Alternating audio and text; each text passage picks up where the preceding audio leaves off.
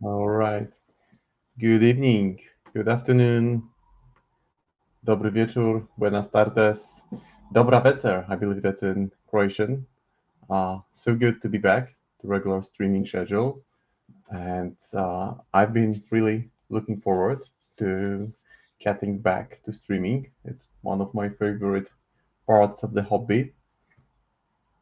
And all right, I can see the Twitch now. Everything looks good. Hey there, Guslado. Hey, McBluff. Seems like there is already some activity in the chat. Nice to see some people already. So for today's stream, I'm back to streaming with Hamelin, the Piper, because I just love this miniature. I mean, all three miniatures, you're amazing. This one is already assembled and ready for painting. So the plan for today, I will be using. Yeah, I've missed you too, guys. Really. I mean, felt like it felt actually hard to sit down for more than an hour. And here I am for 3 hours just to paint, chat with you guys, catch up on what's happening with people that typically log in here. And there's been a void. There's been a void in my in the weird part of my life. But today I will be using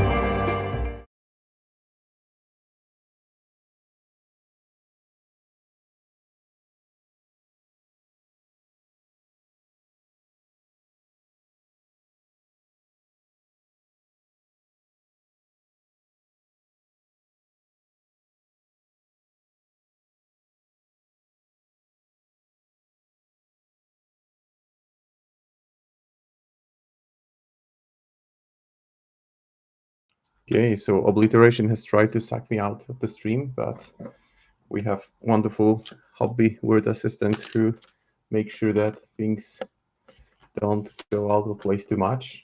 So it's back to black, out of Obliteration, out of the void, back to the black.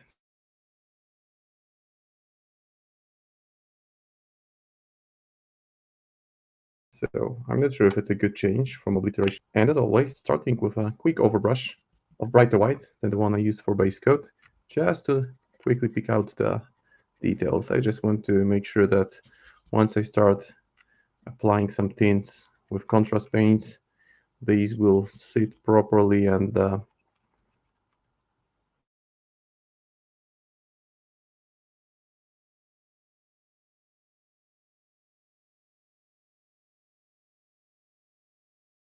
distribution of darker shades.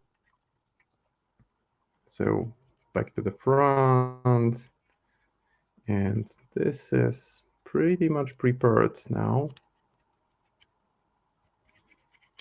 So that's the front, the back, and I'm good to continue. And in the meanwhile, Sign of the Void. Well, that might appease Obliteration. I just don't want to summon too many entities in there. And I want to show you guys something really, really cool. This is a professional brush rinser. Actually, I got it a while ago. Super nice. Essentially, you have this container with water. It's upside down so that the water goes down the drain. You can neatly clear your brush. It's really safe. It really makes the brush survive much longer. and then you press, the dirty water gets sucked in, and you can continue happy painting. So that's been a very nice hobby addition in my workspace, and I really recommend getting one because it's great. Yeah, that is very good. Oh, it's from Green Stuff World, and it's called Brush Rinser. I think they're located in Europe, but I'm pretty sure you can. They're located in Spain, but I'm pretty sure you can get it. Uh, you can get it online. And another nice addition that I will share with you guys because that's the right moment is this paint spinner. So what happens here is that you just insert the pot to one of the extension. I'm using the largest one, and you just spin for win. Sounds pretty cool. Probably looks funny in the stream. You have this blurred object in the middle. It goes really fast. It's got like 3 different speeds at which it can go. And the paint is in much better shape to begin with. I mean, yeah, that looks like electric toothbrush. Let's just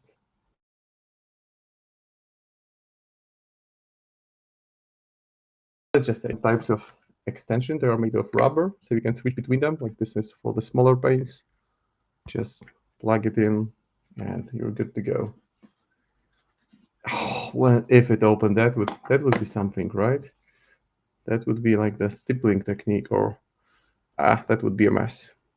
So I'll start just with isolating the skin areas. I just want to make sure I get some good coverage there. And the idea is that they will start as human-like color, but I want them look really nasty, like rotten, deteriorating, rotting flesh. That's the look I'm going for here. I'm not sure what Doug had in mind about it not looking like paint shaker,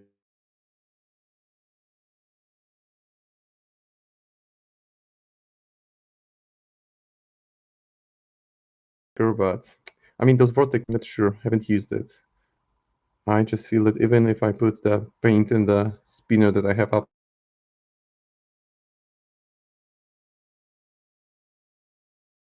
upside down, there's still some paint residue at the. Yeah, that's an old school sculpt. Fancy new wet palette. Probably the Red Grass Games, I believe, is the one that's been released recently. It was on Kickstarter, I believe. I got one too, just haven't really used it yet. And there's only so much new stuff I can bring to the table when I start the stream. So now, looking back for a second at the artwork, you can see that there are different shades of green, like this dark green coat and bright green hat. So I will approach it trying to make sure I use different shades of green for the whole thing. And I'll start with the bright stuff. So I will start with the shirt. As typically I start with the brightest colors. And I will use Skeleton Horde. And I will tint it slightly with Malignant Green, which I will put into the smaller smaller extension for the spinner. Give it a quick spin. And I'm ready to go. Now I will put it on the palette. First the Skeleton Horde, which is this light shade of brownish color. Let's just zoom in more on the miniature. And then add a little bit of green to that. And on top of that, I will add a little bit of lime and medium just to keep the coverage smoother.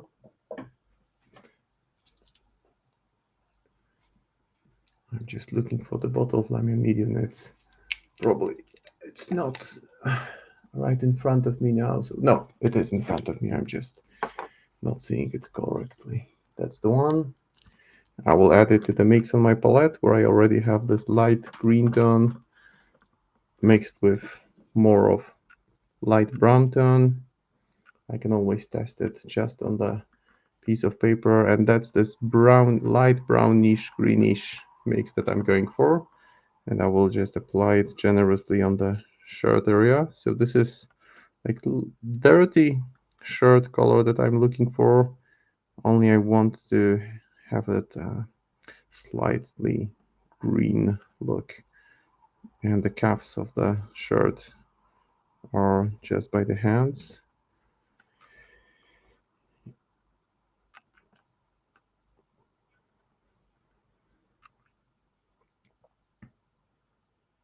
Feels like whenever I stream, I kick up the pace a little bit.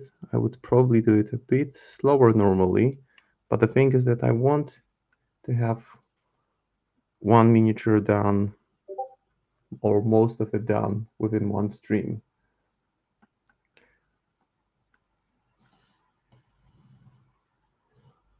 The awesome previews. Oh yeah, yeah, quite a lot of them. Obviously, my favorite is the Dryad one, the one that's got the returned keyword. So the speculation around the forums is that that might imply that Lilith is returning, and I'm sure that would, if that was to happen, a lot of people would be happy, but we'll have to wait at least until Gen Con. We've seen a couple of new keywords, which means new masters, new titled masters. A lot of things can actually happen, so that's what I'm very excited about. But the thing that got me really excited is that just 15-20 minutes ago, there was a July newsletter. I don't know if you guys seen it, but if you look at September, there's even, yeah, there is previews for I mean, there is just the title box titles. So we have Survival of the Fittest, whatever that might be. We have Cold Snap, so potentially Euripides and Rasputina and Cult. We have Scrapyard, we have Down to Business, and two very promising titles. Two Rotten Harvest boxes, Dia de los Muertos and La Noche de Duelo, so the night of the duel and the day of the dead, which Survival is Barcus. Yeah, that makes sense. And those titles immediately make me think of one master, right? There's one master with clearly Hispanic connections. Yeah, go check it out. There isn't much of previews, unfortunately, but still, the excitement is there. Now I will add a bit more of Black Burrow Flesh to the hat and keep it light green, just to begin with. So my money here would be on Perdita. And I've stated over and over again that I will get back to Guild if they release Dia de los Muertos Perdita. So I might just have my wish granted, who knows? Again, we'll probably have to wait until late summer or early September before we know for sure.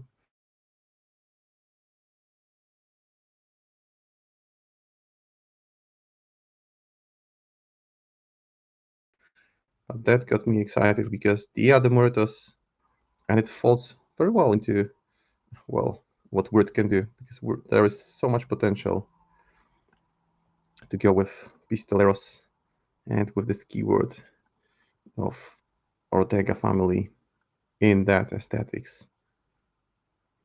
So if that's happening, I'm definitely painting it. I'm definitely playing it. And I'm really, really hoping for it to happen. But we'll see. We'll have to wait and see. Okay, so the hat is covered in this Black Burrow Flesh mixed with a touch of brown. That will set the undertone. Now the trousers will be gray, so I will be using some. Which one do I use now? I guess I will use Space Marines gray, which is slightly bluish. but I will also add it to the mix on the palette. So I'm using the same color, adding different things because I want this to be close palette across the whole model. So just now I'm at this point where I'm kind of indicating the main colors that will be used throughout this session, this painting session. So this will be like this rotten blue. I want it to be very lightly bluish, mostly still the green on the greenish side of things. That's more like it. So when applied to white base coat, it has still this gray appearance, more gray than green, which is the look I'm going for. Yeah, Barkus is very, very popular choice. And I mentioned that last weekend I played in a tournament and it was amazing. It was my third tournament in the beautiful city of Zagreb. And just to give you an idea of Zagreb, it's obviously it's in Europe. It takes about an hour and 15 minutes to fly from Poland to Zagreb, so not that far. Zagreb is the size, comparing to state sizes in the US, it's the state of West Virginia would be the closest, although Croatia in total has, I believe, around 4 million people, whereas West Virginia has like 2 million, as far as I remember. So that's the size of the country. It's a beautiful tourist country, and people are extremely friendly. That's why I go there, just to meet with great people, have some refreshing beverages, and enjoy a good time with the best of tabletop games. So the tournament was called Zagreb Burning, and there were 13 people in total. Yeah, the Rotten Harvest boxes are up. They are also looking. Come on, there are just the titles. I don't think that there are previews yet. At least last time I checked, there weren't.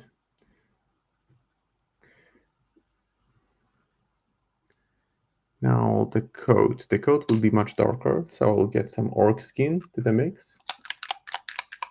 There are previews. Come on. You make me switch tabs on my browser. There are previews? Really? I mean, when I look at previews, it finishes with August for me. I don't see September there. Maybe I just need to refresh. Or you're just messing with me. Hey, Bachwa. Greetings to the Zagreb crew. You guys are awesome and you know it.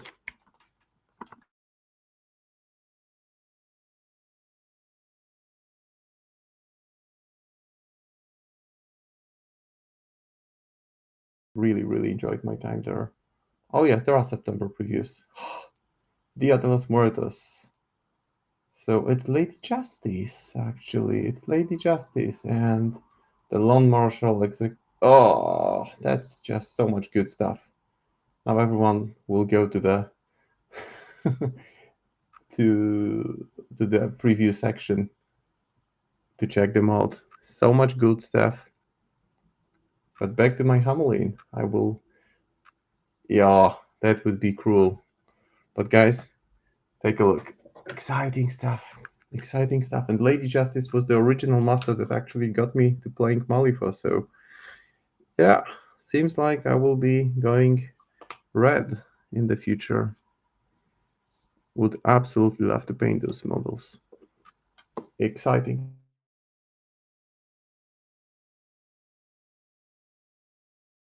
stuff. That's the great. Back to the tournament. There were 13 players. I was the only one from Poland. There were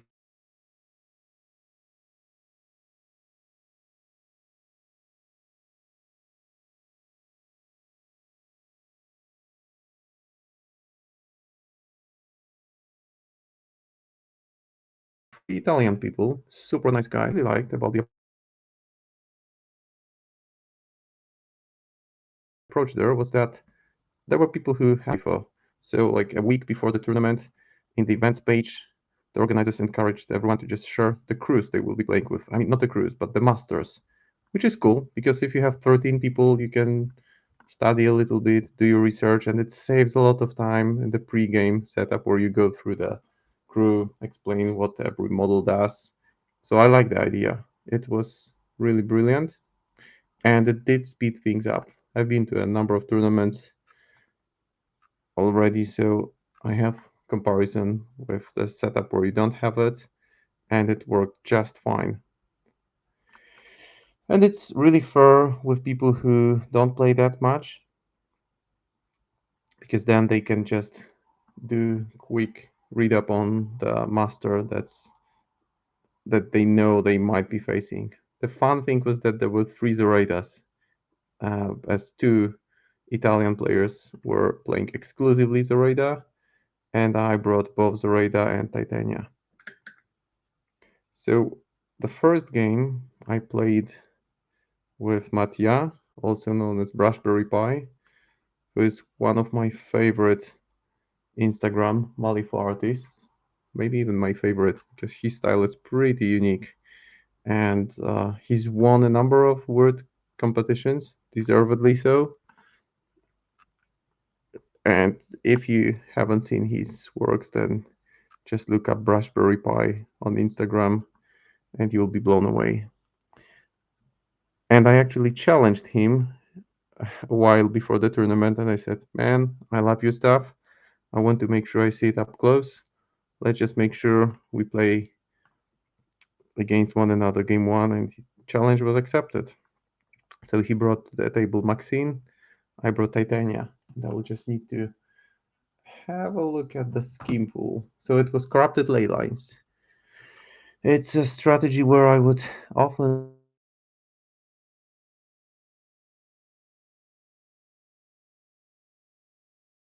use the. No, it was. Oh, big words. Come on, man.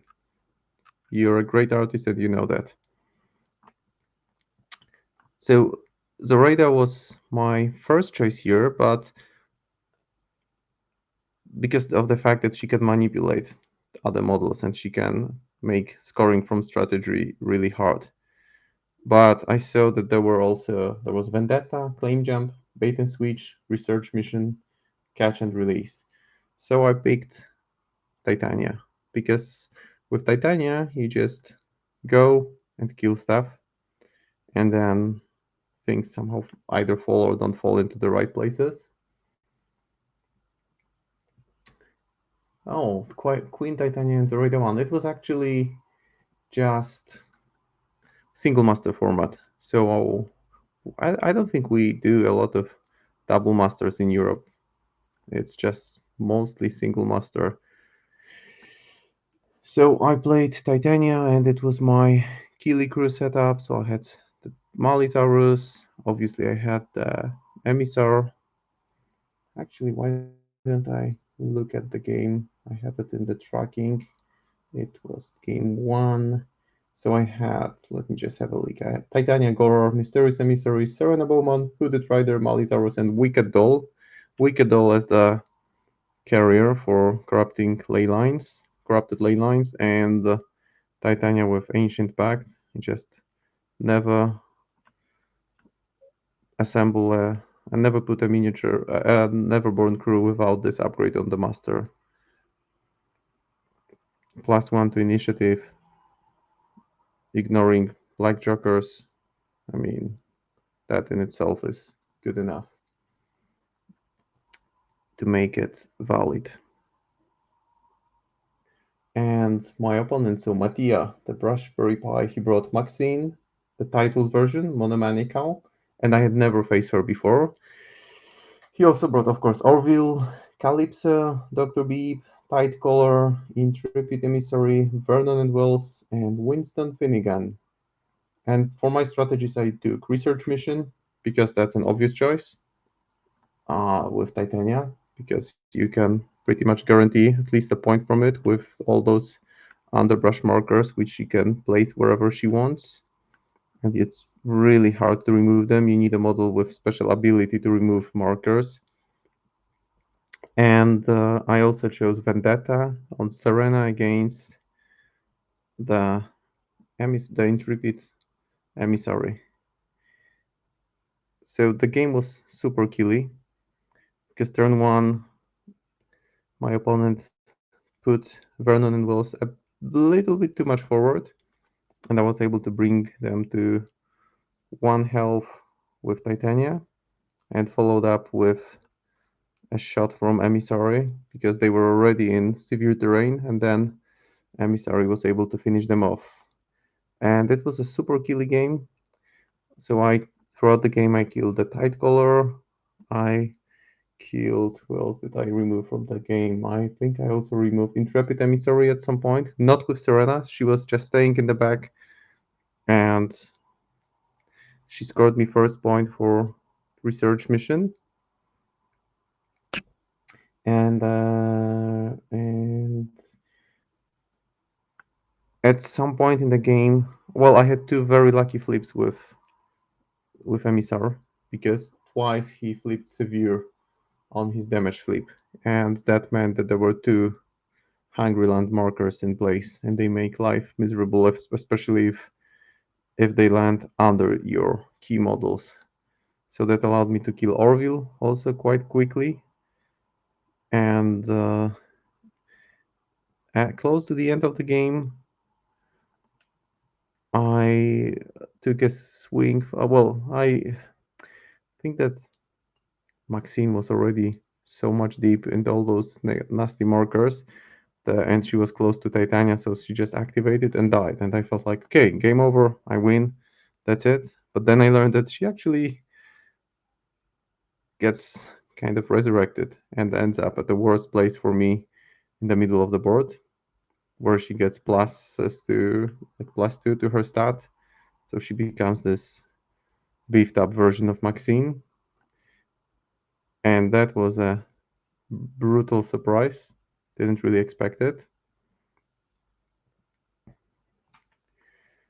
But in the end, I won that first game 6-4. I was able to prevent point from bait and switch because my opponent really wisely placed two ski markers early game so that if I wanted to prevent it by going into his deployment, I would be close to the marker. But my hooded rider was able to get there, push with zero action, and do that. Also, hooded rider's activation in turn 3 was the most impactful of the game, I think, because he just used his zero action in which he hit pretty much everyone. He killed Tightcollar, or almost killed him. He killed Orville.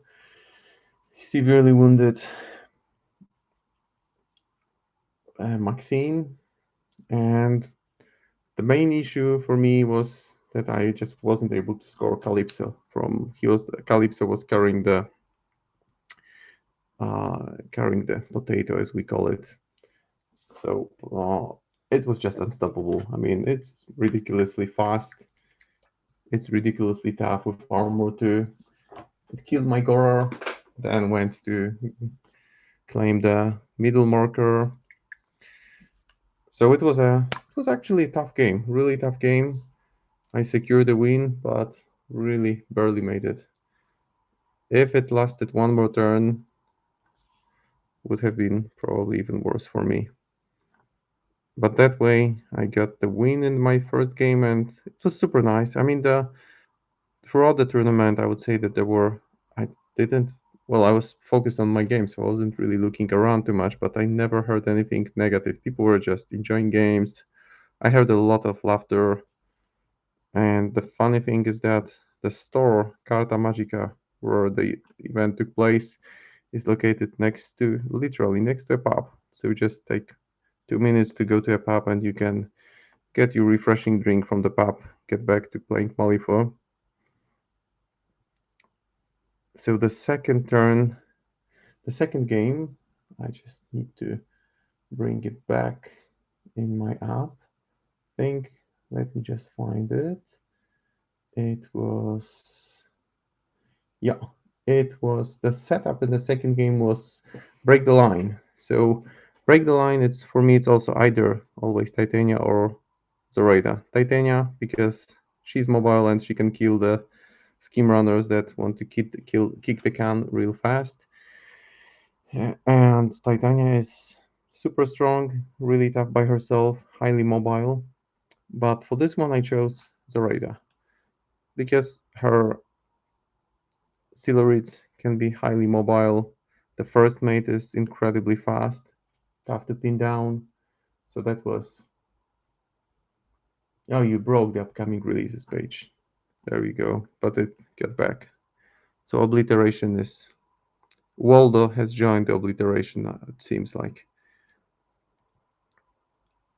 So my thinking, the pool for that game was break the line, outflank, spread them out. So two very schemy schemes: hidden mortars, assassinate, and death bats. So a nice mix of killy and schemy. And when I see break the line in the pool, I know that I will need to dedicate at least two models to kicking the cans, just to make sure I get as many points as possible from this scenario. So my approach was that okay, I need to really focus on securing as much as it from it as possible. So that's why I took Zoraida. So looking back at my list, I had Zoraida, Widow Weaver, the first mate, Silurid, Bokor, Hooded Rider. So six models to begin with. Of course, I summoned Doll, I summoned one stitched together. The first mate and Silurid are self-explanatory. Bokor was there to heal Zoraida if my opponent wanted to score from assassinate, and my opponent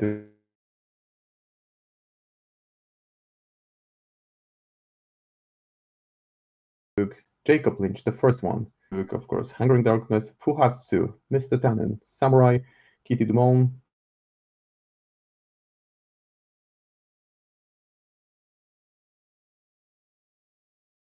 and two Beckoners. So just remember what did I have there? I think I had it on Bokor and Silurid.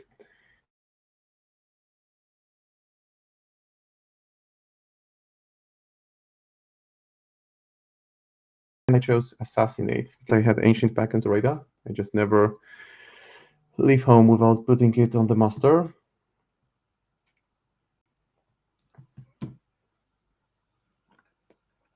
And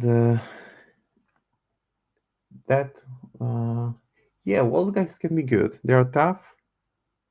Zoraida can cast through them, but they aren't as mobile as Silurids. So the setup was in such a way that I was able to kick two cans already right after the game started, right off the bat, and so did my opponent. And in one of the first activations, I used Zoraida to obey. Can't really remember if it was.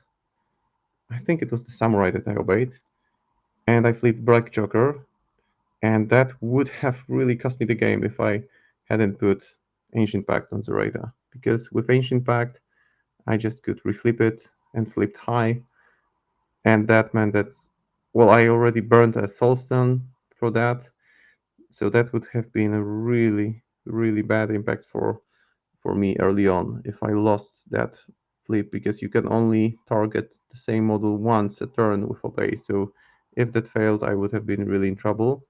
So I was able to charge Samurai through the hazardous terrain and kill Mr. Tannen turn one before Tannen could really activate.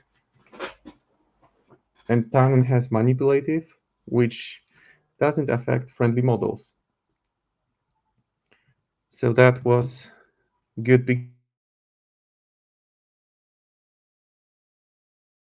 beginning. And I'm somewhat limited with targeting my models because so many models in Zoraida have stealth. In Zoraida's crew have stealth.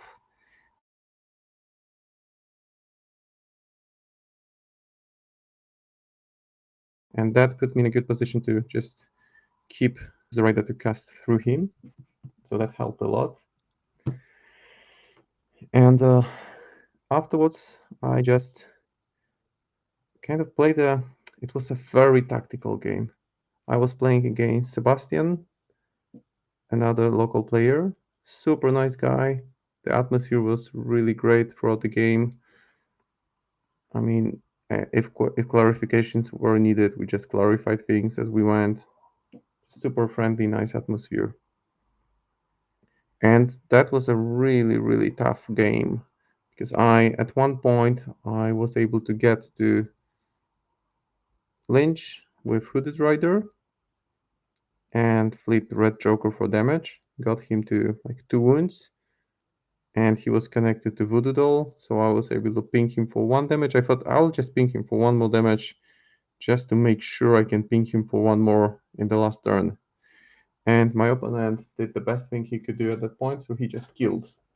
I mean, he shot the Voodoo Doll got 1 damage, Lynch got 1 damage, and that way I could score just 1 point from Assassinate, which proved quite impactful because in the end it was a draw. It was a hard-fought tactical draw, 4-4. There were some jokers in play, but nothing that would really set someone up for success or failure. Just a very, very good tactical game where we, throughout the whole game, just battled it out. So my first mate got killed at some point because I just threw him in.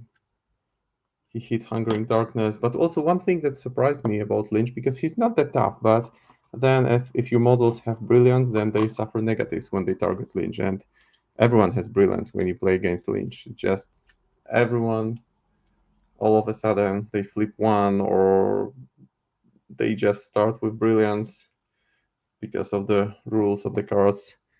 And you can't really avoid having brilliance on your master. So Zoraida was safely manipulating things from the back, as is her preferred way of playing, and survived the game without any damage on her. My opponent also chose Hidden Martyrs, and it was on one of the Beckoners and on Fuhatsu. So at the end of the game, I had one activation left, and I had Widow Weaver.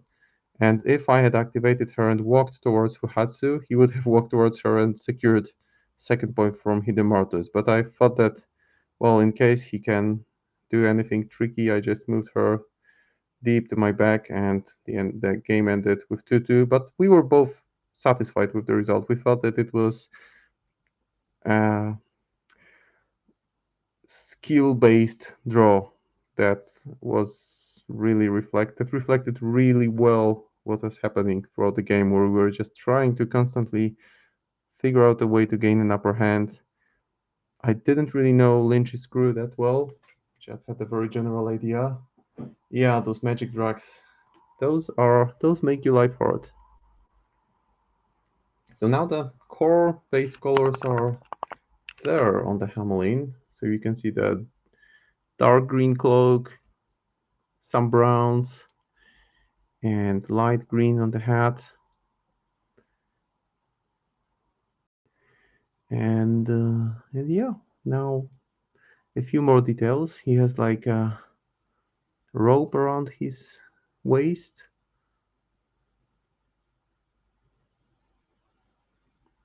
So Lynch is, he doesn't have that many, he doesn't have hard to wound or armor or anything like that. But the fact that you need to focus everything, I mean, Hooded Rider is good because he can push himself 5 inches, focus, and then hopefully hit him once. So that makes things a bit easier.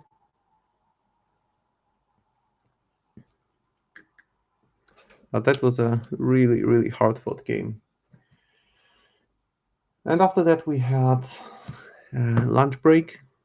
So we went to get some burgers.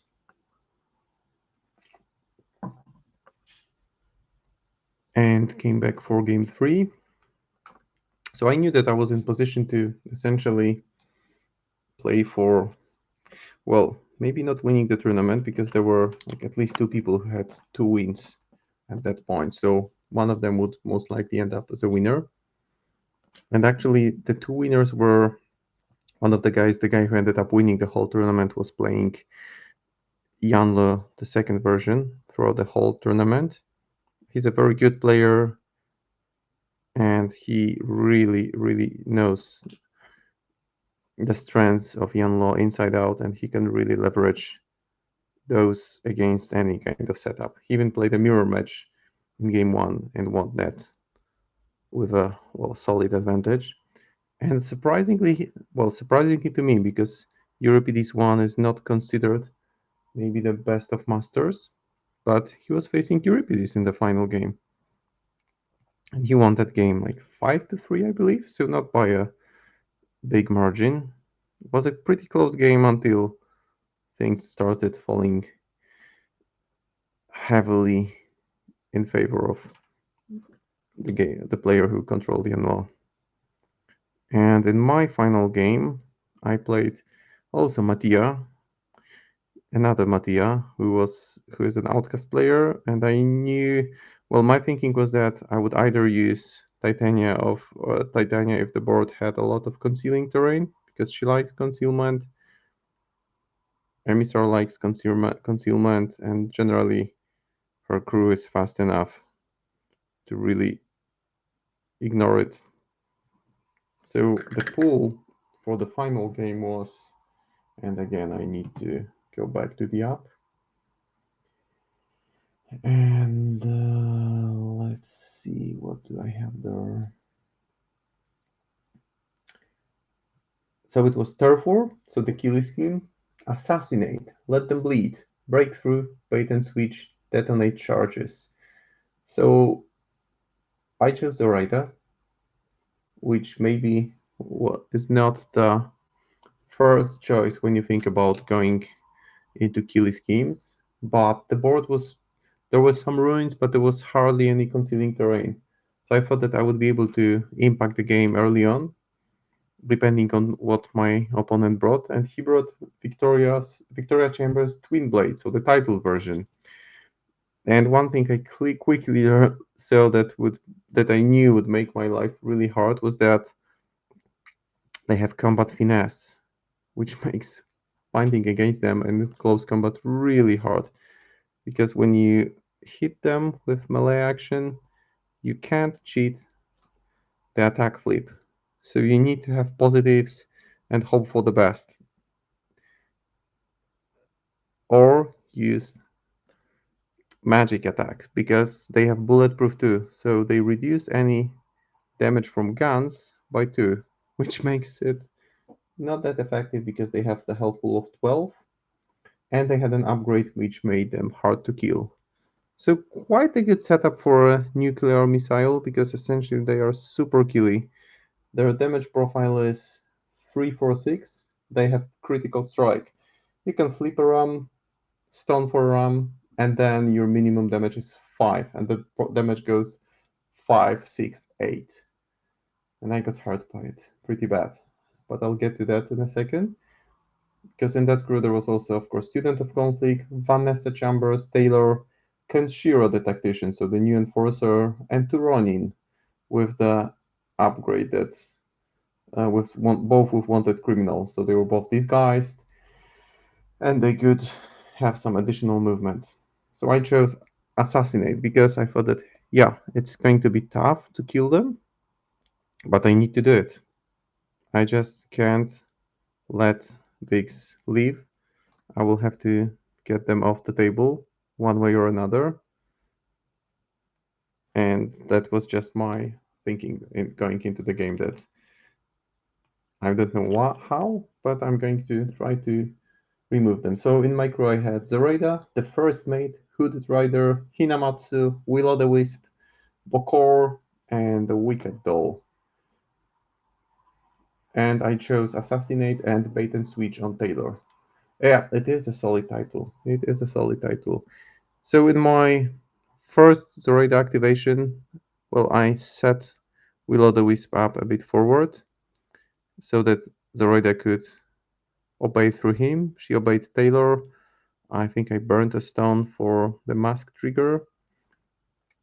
And Taylor charged one of the Ronin, hit her twice, dropped her to hard to kill, and then I finished her off with a hex that I also cast from far away. So I was able to remove one of the scheme runners very early on, early in turn one. And turn one was about positioning. And at the end, my opponent was just thinking, okay, because the deployment was standard. So he could either dive right in with the VIX or hold off, but he decided to dive in and he charged into Hooded Rider, who was on the left flank. Didn't get a hit on him because I had 13 in my hand. I cheated that in, and the turn ended. So I thought that I have him in a good place. I can start and just put the damage in. So what I did was I activated Hooded Rider and focused and thought, yeah, well, I can focus and get one solid hit on Vix, and he had some mask on him, so might as well survive. I also, no, at that point the Vix weren't slow yet. So I used the concentrate action, flipped for damage, and lo and behold, flipped to ones in my positive flip. And of course, my opponent didn't even have to cheat that because he flipped something much higher. So that wasn't a good start to the turn. And to make things worse, he activated the Vix right after I miserably failed to put any damage on them. He focused, he hit. I used, in my defensive trigger, I used all my masks that I had. So I used 3 masks. And he flipped Black Joker for damage. So I thought, good, my rider survives. I can now obey him through the radar, put on another impact big hit.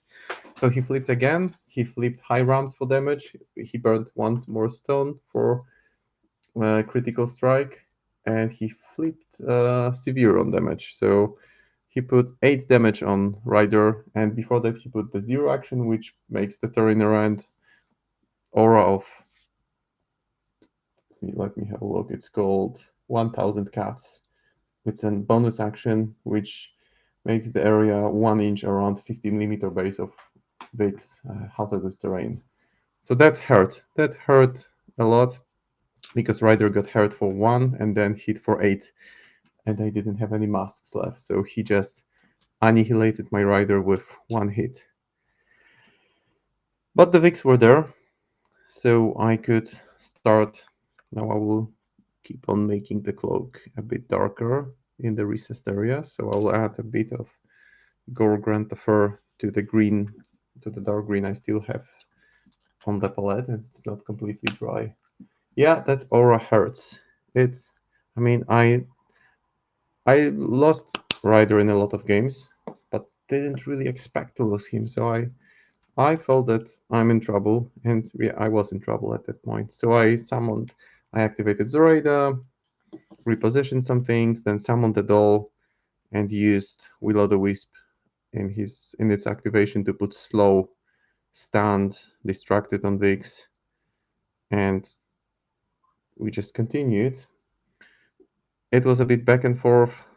Uh, I moved also Hinamatsu close to the Vix because I knew that at least Hinamatsu can soak up a lot of damage.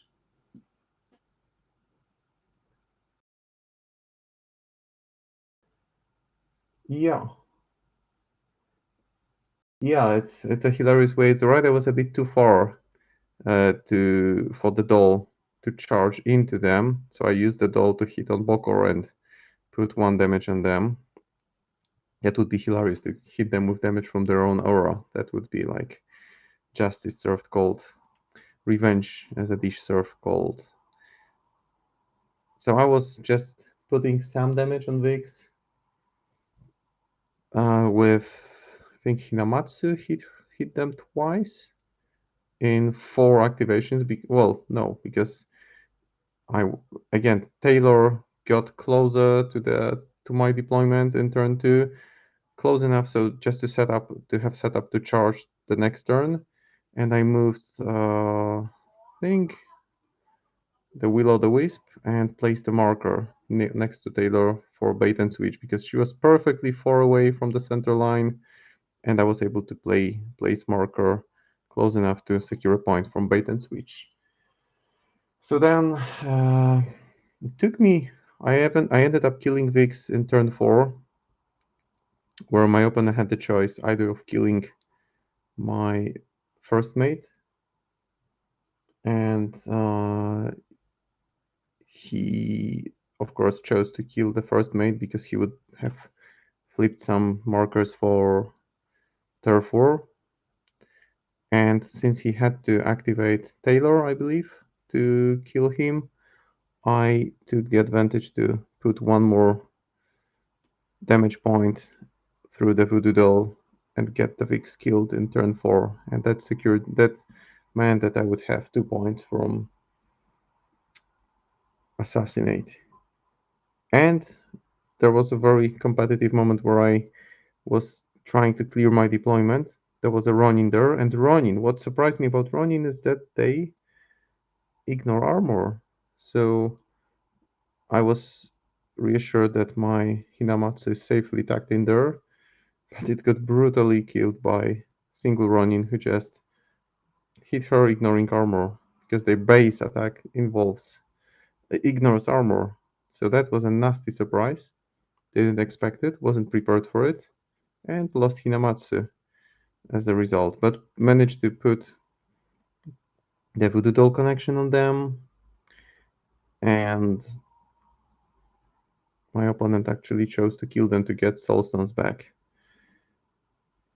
And what it boiled down to is that he was clearly winning on strategy. I was winning on schemes because he also had assassinate on Zoraida, but he just committed to killing other things and not Zoraida.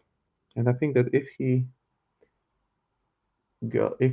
dove in the doll charges -1 damage from move, attacks again, dice from that. Yeah, that's true. You can do that. You can use the doll to, well, so it's great if you have hazardous terrain near the doll so that you can put additional conditions on her or on it. And in the end, my opponent also didn't put any damage on the radar, so didn't score even 1 point from assassinate, and was trying to reach my deployment, but I was able to block Taylor with Will-o'-the-Wisp so that she couldn't really get to the deployment in time, and I won that game 6-3. It was a brutal game. At the end of the game, I had 2 models on the table. My opponent had 3 models on the table. One of them was Taylor, the other Kenshiro, and I don't remember what the third one was. I just had Zoraida, and I think Will-o'-the-Wisp, who somehow survived that late into the game. So that was a really, really close game. Because I thought I was done early on when I lost my hooded, but kept on thinking of ways of putting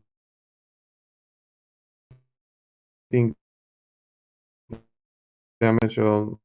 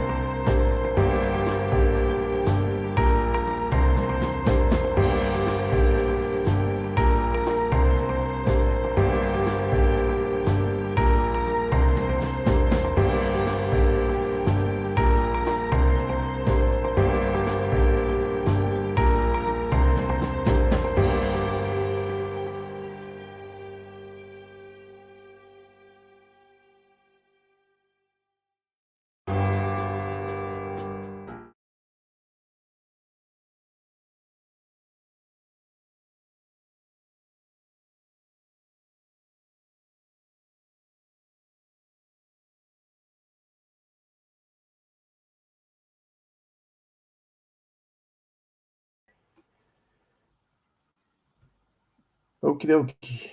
So hopefully this time I'm back for good. Yeah, that's valiant thought, really. Hopefully I'm back and back for good.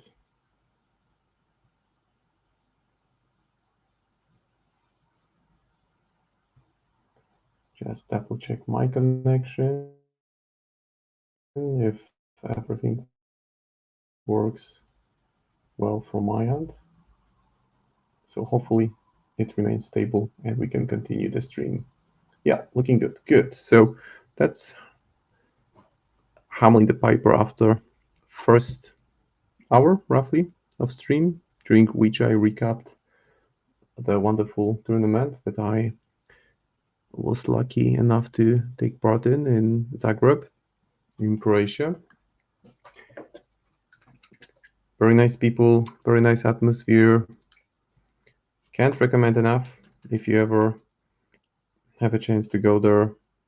All the tournaments are announced at the word place, and I don't think we need to share a link for the word place because if you're on the stream, that you probably came from there already. Let me just remove the excess paint from the face, and then from the hair. I'm actually fine with the hair being tainted green, and I will now apply some of the red onto the rope on his waist. What I liked the most about the tournament was the atmosphere, laid back. People, of course, when you play Euro, you get competitive because, well, you want to win the game, but I never saw this win at all cost attitude. So people were really chill. And I also enjoyed the fact that I played three masters whom I hadn't faced before. I think I played one friendly game against Maxine 1, but I never saw Maxine 2 on the table. And she's scary, for sure.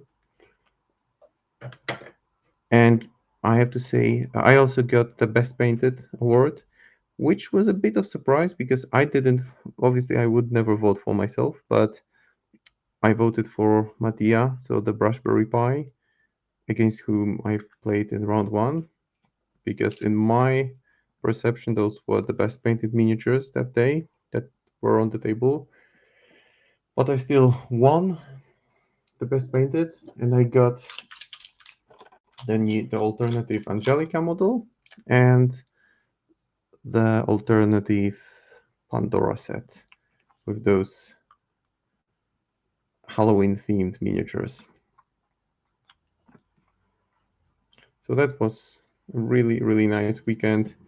I did some sightseeing, ate some good food, drank some nice cold beverages there, and just enjoyed myself. And I'm definitely coming back. Next tournament there is probably taking place already in the fall because those tournaments there tend to happen every 3 months, I believe. So I will for sure make an attempt to come again. And I do encourage everyone. If you live in Europe, then it's easy, just one flight away. If you're in the US, well, plan a Euro trip, have a stop in for a day or two in Zagreb, and enjoy a game in amazing atmosphere. So now those bracelets, I think those are bracelets, or at least I will keep them much, much darker. So using just the black contrast paint over green to make it super dark. And then I can start repicking some of the details. I will leave the flute and this magical effect for the final part of the stream. But for now, while it dries, I can start thinking about how to keep the highlights up, but I can also look critically and identify those areas where I might have missed a spot, where I still need to reapply some paint. And If you missed it, there are previews for the upcoming releases in September, some exciting stuff.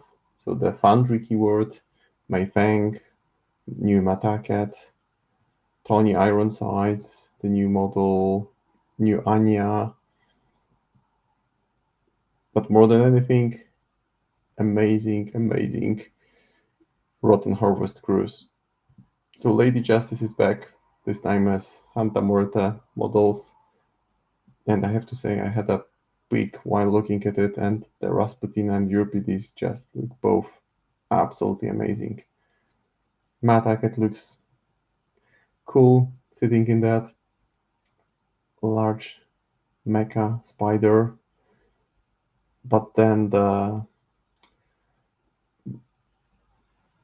alternatives for Weird are just amazing. You have the Lone Marshal, you have the Exorcist, two Exorcists, I believe. Yeah, two Exorcists. And then you have, if you watch the movie Coco, then it's their alternative beautiful Case of Justice. Incredible Judge with a scythe. La Katrina, which is the alternative Lady Justice. And the Death Marshals are just spectacular. I'm definitely getting that crew. I'm getting it painted in the most vibrant colors I've ever used. And hopefully over a stream or two or five, because it's a big crew. Because I actually started my journey into Malifaux with Lady Justice. I was kind of hoping for Perdita here, because I thought it fits the Santa Muerta aesthetics most, but can't complain. Lady Justice is the master that actually was my first. Back in the day, I bought box with core crew, which was then Lady Justice, three Death Marshals, and the Judge. So that was my entrance into Malifaux. Those was my first purchase. Those were metal models then. But then I switched to Neverborn. But I'm not sure if I'm going to be switching to playing Word, but definitely painting Guild. That will be fun.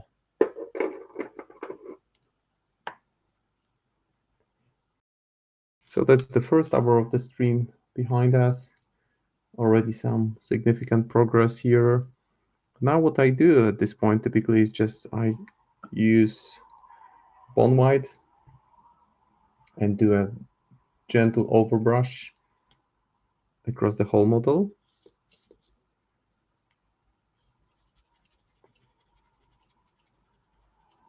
So removing the excess of the paint and just lightly overbrushing, making sure that I do it over the sections which are completely dry, and then I can tint it. I can then use glazes to keep the shaded areas darker.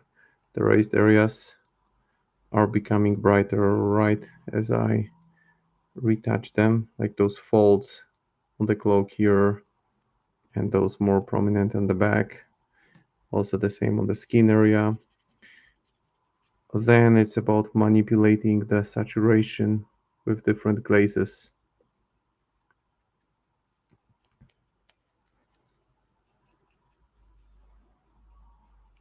The satchel here will be given some highlights as well, but that just, it's more like I already have a sketch. Now I'm adding some rough highlights to that, and these highlights will be smoothed over with application of several glazes.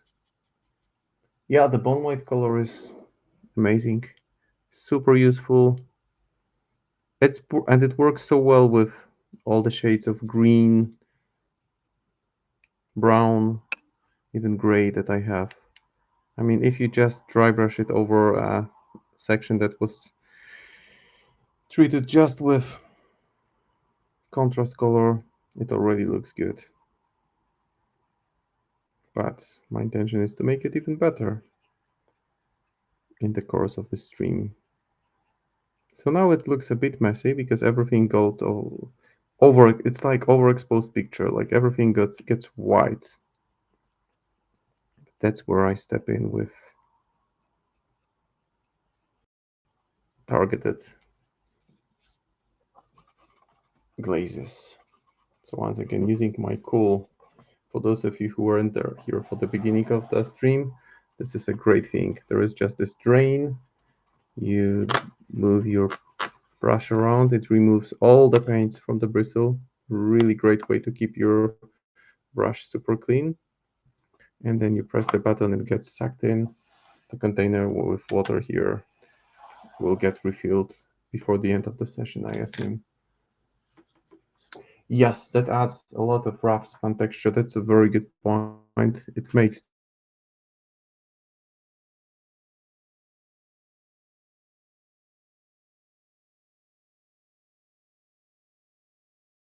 the perfect for this kind of model.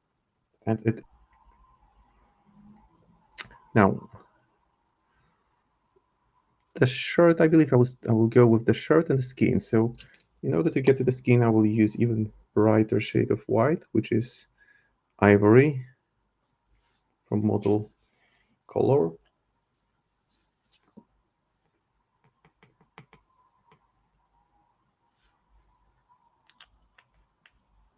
I will just make sure to use a smaller brush for this one. And I will slightly water it down. I will thin it down with water. Just put a drop of water next to it on my palette. Drag the water into it. And then I have this very much diluted color, which is just as I want it. And I can start placing some highlights on the skin and also on the shirt. So make sure I twirl it to get a solid tip.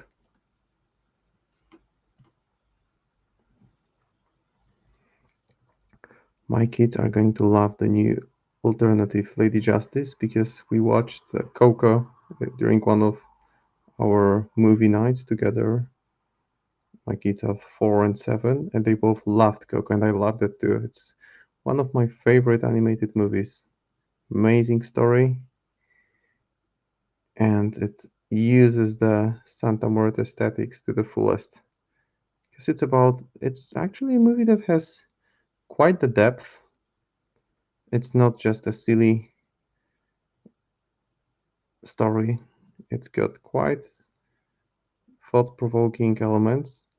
My kids really surprised me with how much they understood from the movie, and I really loved. I actually even posted on Wordplace quite a few months ago when I watched it for the first time a picture of this large flying mixture. It's like a mix of dog, cat, and bird. And now it's Scales of Justice. It's super colorful, this highly vibrant, just amazing. I will stare at those after the stream and already paint them in my head. Thank you, Word. You have outdone yourselves again. I wonder if that means that the Nightmare Crew on Gen Con is still happening, or is it is that it for the Nightmare Cruise for this year? And what's going to be the Miss model? I would have nothing against even more models in this aesthetics. And I'm sure that our wonderful hobby assistant Kimberly is like, I would love to tell you guys, but I cannot. Well, I only heard some whispers that whatever is going to happen is going to be awesome. So that doesn't really say much, does it? But I expect awesomeness from words, nothing else. So now I'm just doing some extreme highlights on the skin. So just picking out the nose, the knuckles, and the very fine edges of the cuffs of the sleeves. And then I will be using just washes. So no longer contrast paints, but washes, since they have different consistency, they work in a different way. Let me just make sure that the screen stabilizes. I will push the paint to the side so that there is less distortion. And again, this is the stage where the miniature looks like overexposed photo, which is what I want it to look, because I will then manipulate the intensity of the colors, the depth, with a number of glazes.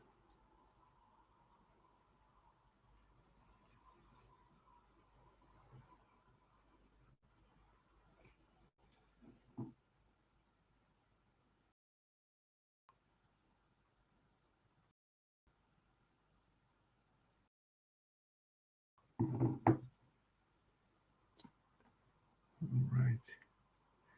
Maybe a little bit more of highlights on the shirt before I apply glazes, because the shirt should be still look as if it's filthy. That's how I want it to look. The flute definitely will be bright, because there will be dark cloak, medium bright, something between bright and dark on the hat. So time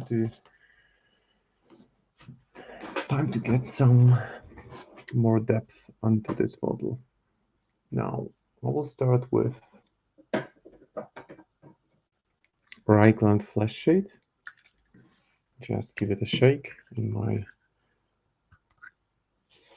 paint shaker, which is not really a paint shaker, but maybe I'll need a different size for that. So there we go. Let's hope the paint never opens while I'm shaking it. Okay, it's pretty nicely shook up, and I can apply it on the palette. But I will also mix it with a touch of green, some alignment green, which I also need to shake up a little bit before I can start applying it.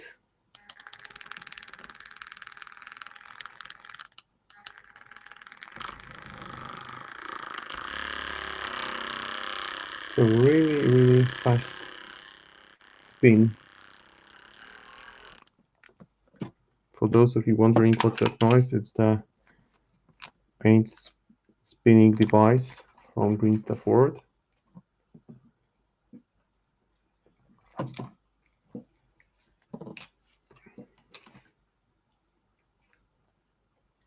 And I will mix Reichland Flash Shade with a touch of green, test it on the palette, and I have this sickly looking color which works just fine.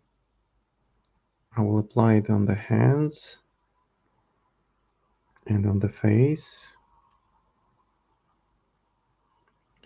I will then later on add a touch of purple there, just to make sure that the skin looks like it's really suffered from the disease it carries, because essentially it's like a disease carrier.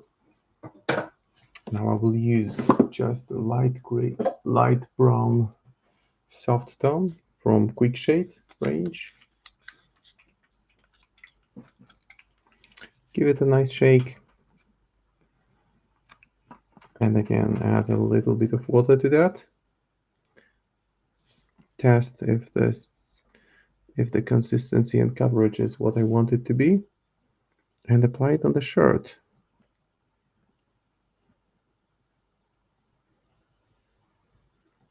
Because it was base coated with this greenish brownish color, so now it will bring it together.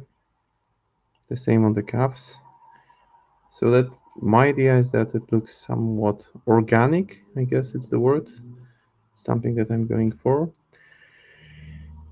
Now while I have this light brown, I can also tint the hat, because I want to tint it to get a bit darker. And as you can see, this dry brush that I've applied before, hopefully you can see it, it still leaves a bit of texture showing.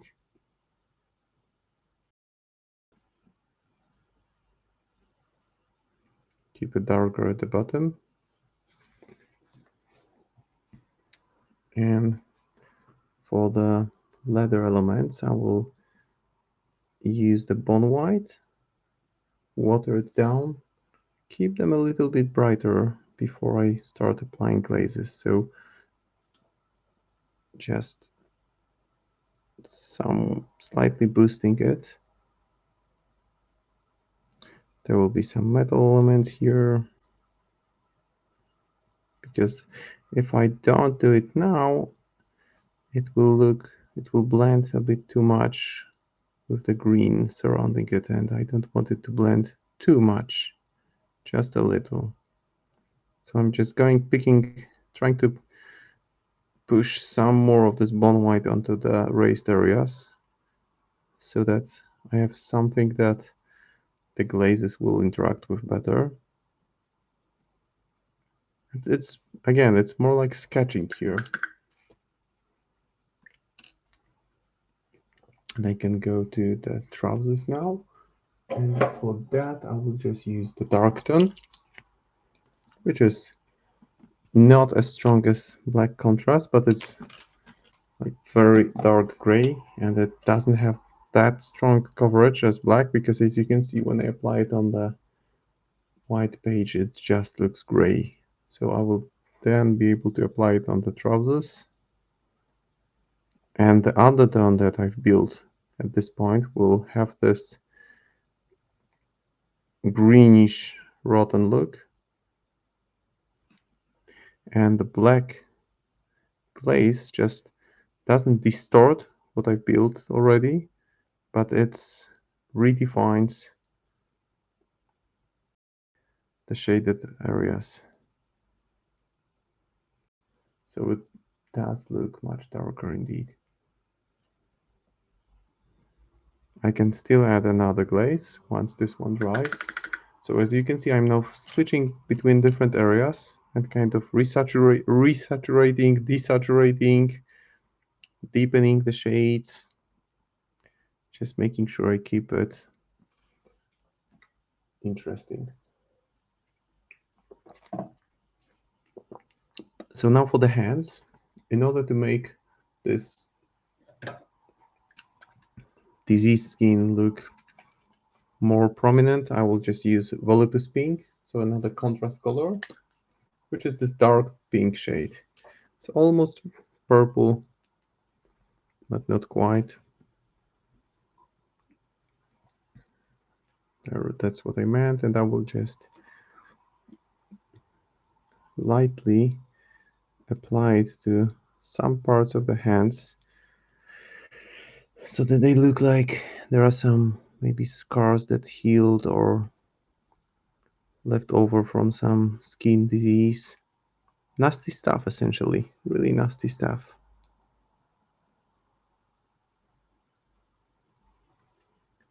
I can just remove the excess with the tip of my finger, so to make sure that the knuckles are still very bright. Now the face. And again, I'm not even going to try painting eyes here, because I maybe could have tried it before gluing the head on, but there isn't just enough space to really navigate around.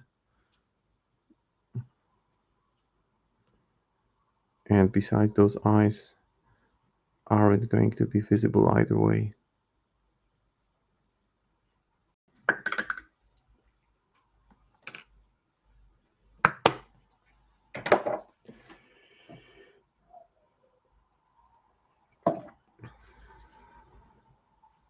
That smoke coming out, or that magical effect, I think that this is quite, you see it quite often among miniatures from Malifaux Burns, that they have this kind of spell-like effect. I can show you a Dreamer that I painted a while ago, which also has it. So you have the same, this twirling effect around the miniature. Looks, I mean, kind of cool. Yeah, I could do glowing eyes. Maybe I could just do a light point of white and then add some red glaze around. Might do it. I might as well do it.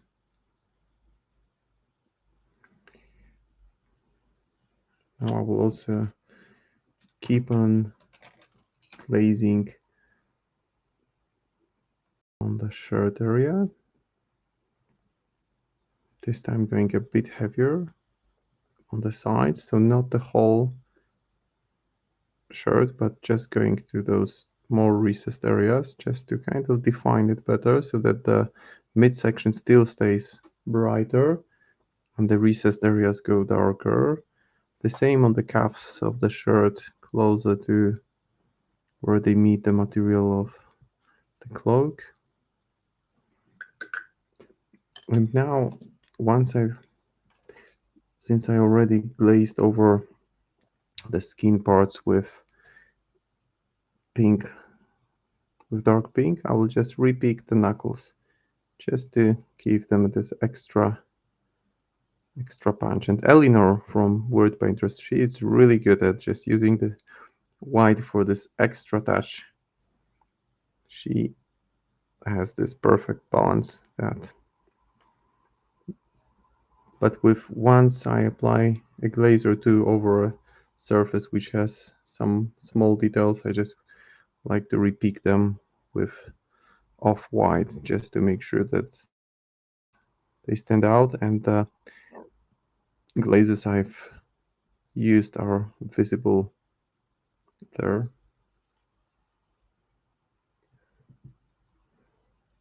I don't want to paint this anymore. Yeah, that's one way of looking at it.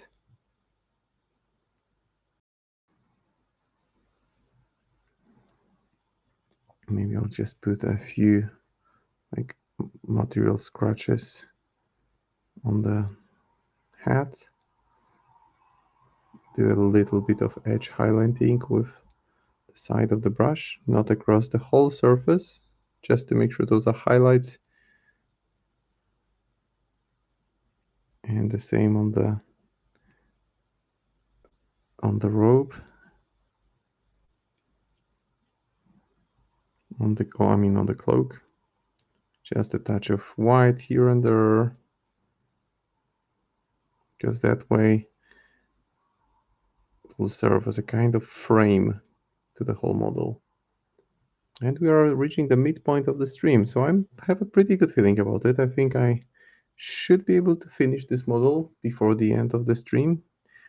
If I do it way ahead of time, then I have some rods set aside and I will be doing rods. Because actually those are 2 rods over here and I have 4 rods on bases already. So I might as well start doing them. I had already painted nicks for Hamelin, and the original Hamelin model, it's a great dynamic sculpt which has this massive demonic thing right next to it. So that's the original Hamelin model. You have the crazed Piper, and then this, I assume it's like manifestation of black, which has demonic heads, human-like heads, rat heads, also all sort of janky, nasty stuff to it. That will be fun to paint, but not on the stream because I will be focusing on Malifaux Burns miniatures over the next couple of streams.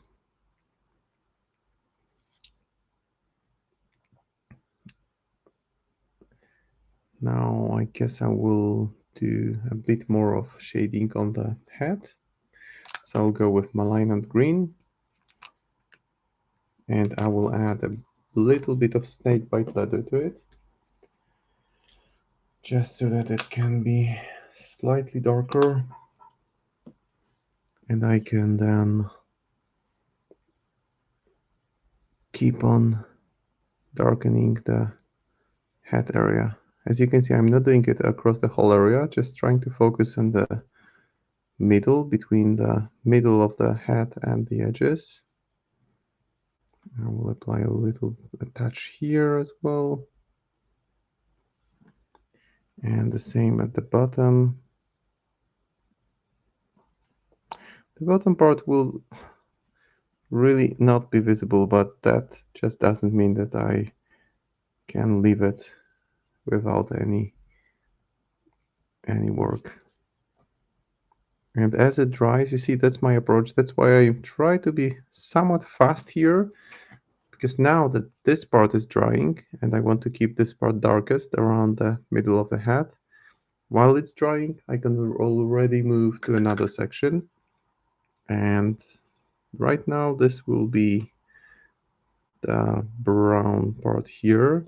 So I will be taking hardened leather from speed paints, mixing it with a little bit of yellow.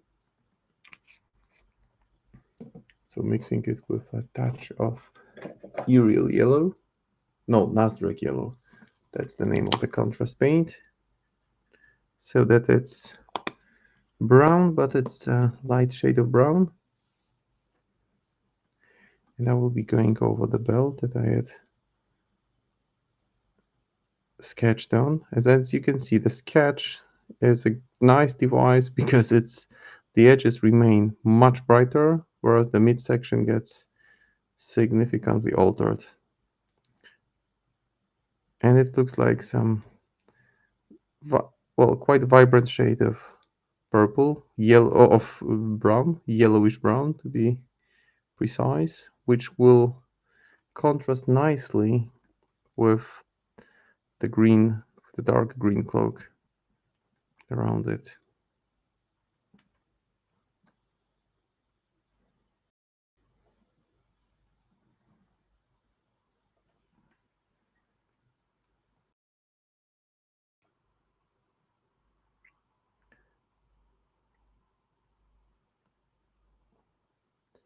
All right, guess that's better.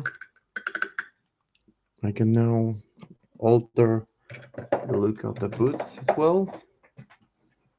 Full of magic. Yes, it is. You convinced me. I will attempt at least to get the eyes on this model. Well, there are eyes. If you look very closely, you can actually see them. You can kind of make them out. Now the boots will be getting a glaze of mid brown to begin with, which is a slightly reddish shade. And since I haven't really used any reds in here yet, I will take a small amount of Glyph Hunt Orange, which is this dark saturated shade of orange. I would say it's almost red. Well, it's this dirty orange. And I will add a drop of it to mid brown. And then I will work over the boots.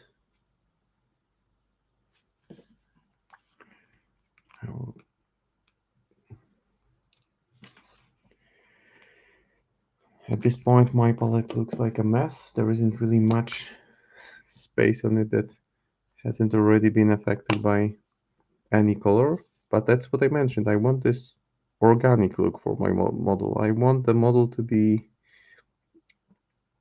so that at first glance, when you see it, you can get this notion that there was some general idea of the way that the colors interact with one another. And there is a kind of unifying color scheme.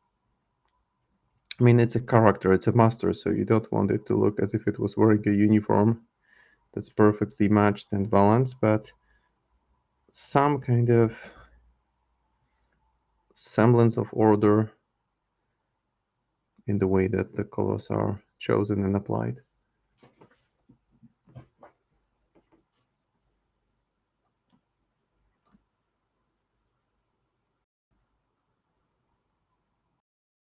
I can still retouch some of the edges here.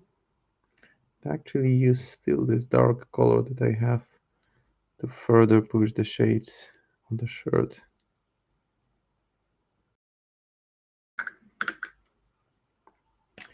Which now means that it's time for the rest of the cloak, and for that I will now switch to regular Citadel color, which is the shade color, and I will use my paint spinner.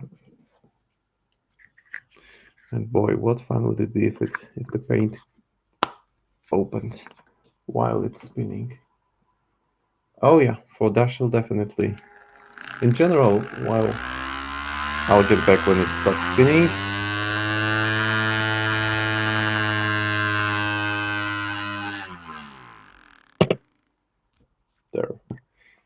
in general, for guild, you can have this approach that, yeah, that red should be incorporated at some point into the miniatures, unless you're painting the new alternative Lady Justice. Then you can go crazy and do all sorts of colorful shades.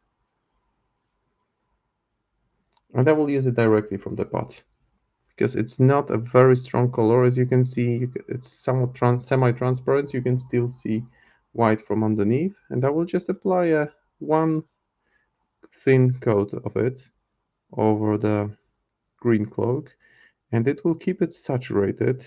It won't alter it too much, but it will saturate it, which is what I want at this point, because with saturation you can't really go wrong. You won't change the color altogether, you will just alter it somehow. So thin coat, not applying too much of it in one spot. I try to take a drop of it and kind of spread it around on the model, because that way I have more control and I can redistribute the paint on the surface of the miniature, should I choose to do so. And I will also be able to notice if the paint starts pulling in one area, I can drag it across to another area.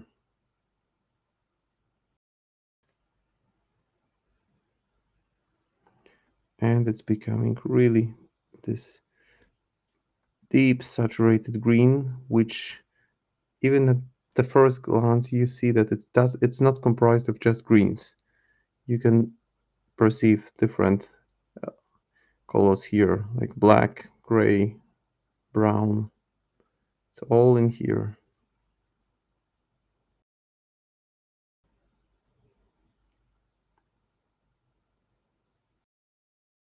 And if I want to saturate it more, I just apply another layer, and that's it.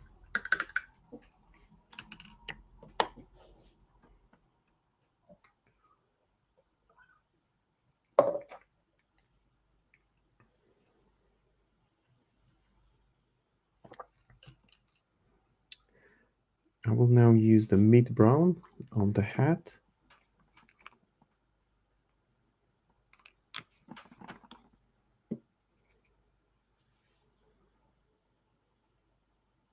And again, not focusing on the whole surface, just trying to use it in a more seemingly random way. But what I'm going for here is not focusing on those shaded colors in one area, but rather try to make it look like, so when you imagine such a big hat, it folds, it gets damaged. So the original color was probably dark brown, then it got filthy, then it got bent and twisted in those narrow sewer corridors. So that's my thinking here, that the paint job should reflect that there was considerable wear and tear along the way.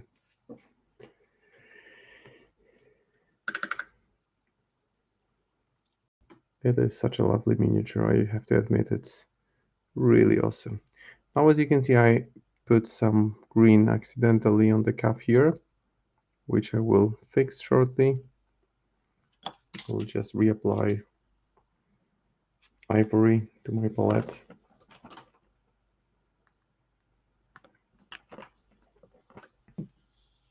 And then take it from there. Just thin it down a little bit. Actually, I placed it over some pinkish colors. I will place it over brighter colors to make sure it doesn't get affected by a different shade, which I don't want here at this point, because I just want something much brighter. And I will just fix the cap part of this shirt where I just accidentally dragged some green over. And here my hand slipped and I put a bit too much of it. But Now it's fine. And the same on the back.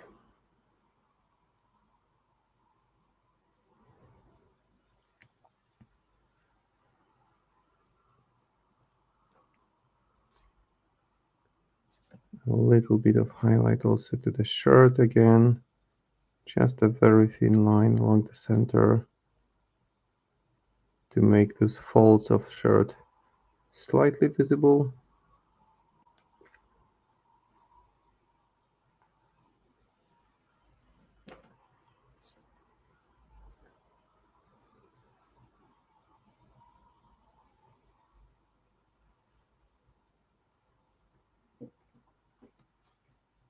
And the new butcher, the Dashel the butcher, it's a huge model, really big boy.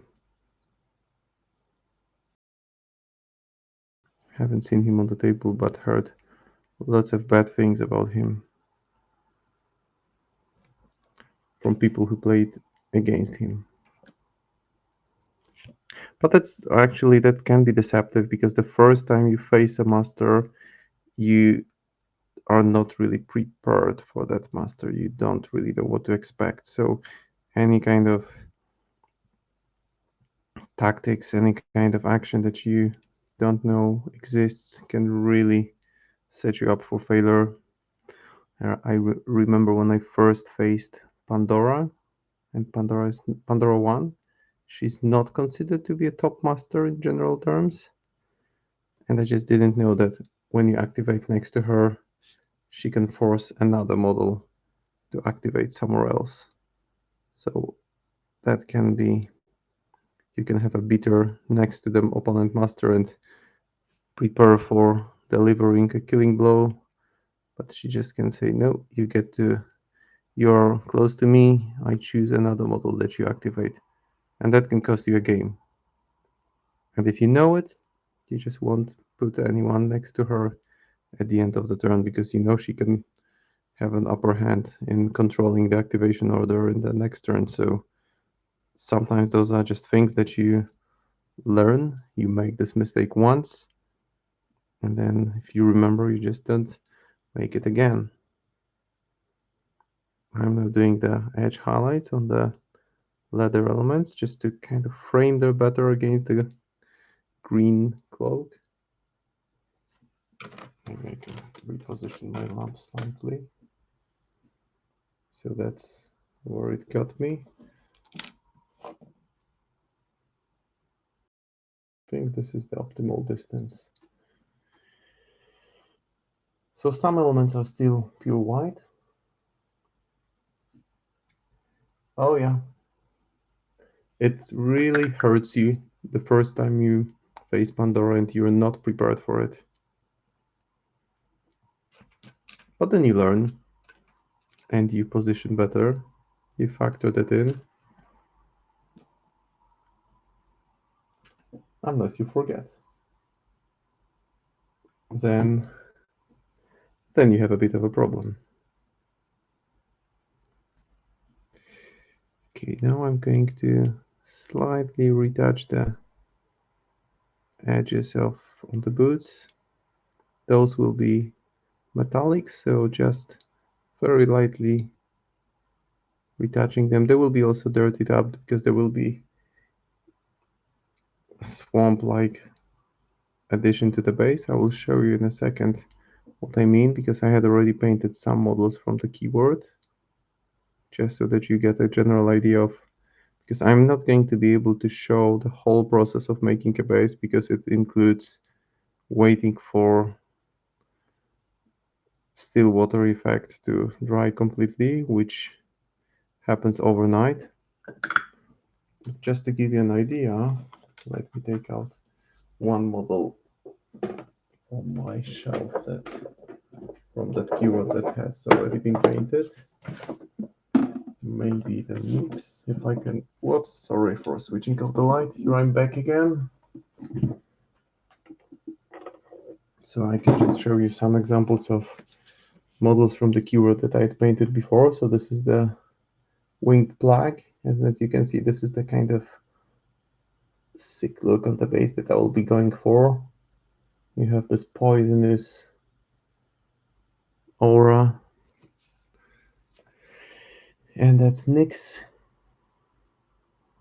And again, there is this green dirt on the base. So that's the theme I have for this whole keyword. And again, I managed to switch off the light, but got it back again.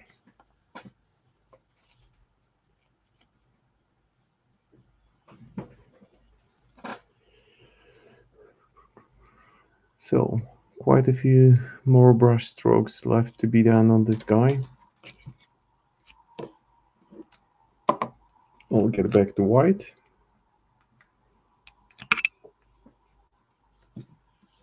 It looks so dramatic when light switches off for a second. And I will just make some tiny dots to make it look like the texture on the belt. And then I will use yellow glaze, not contrast, to go over it, just so that it brings back the yellow to those white final touches. And because if I used contrast paint, they would just blend in too much and you wouldn't really be able to tell that there are any highlights on this belt. It's very thin, so I'm being very careful here.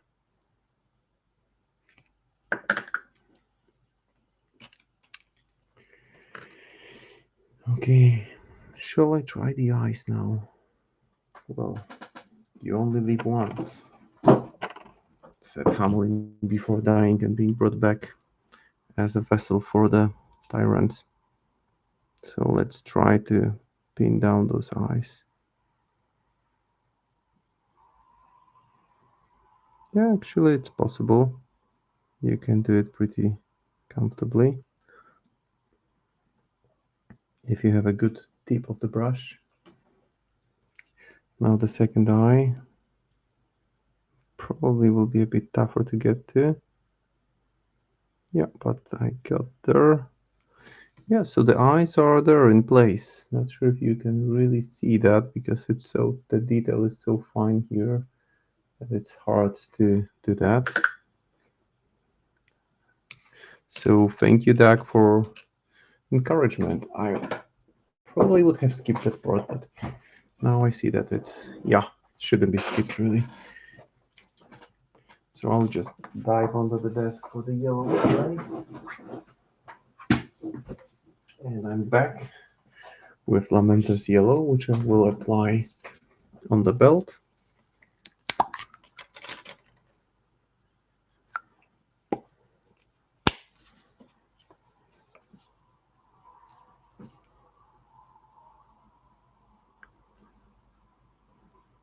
Keeps it slightly more vibrant, slightly brighter.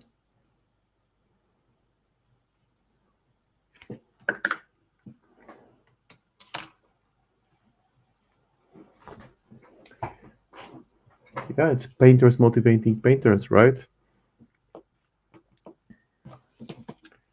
Now I'll just apply red directly onto those eye sockets, which are now painted with pure white, and that will create this glow-like effect around them.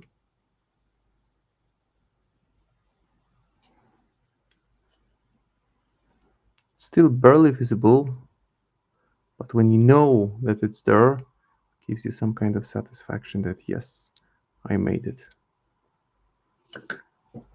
I may even retouch them later on with pure white. I may do that.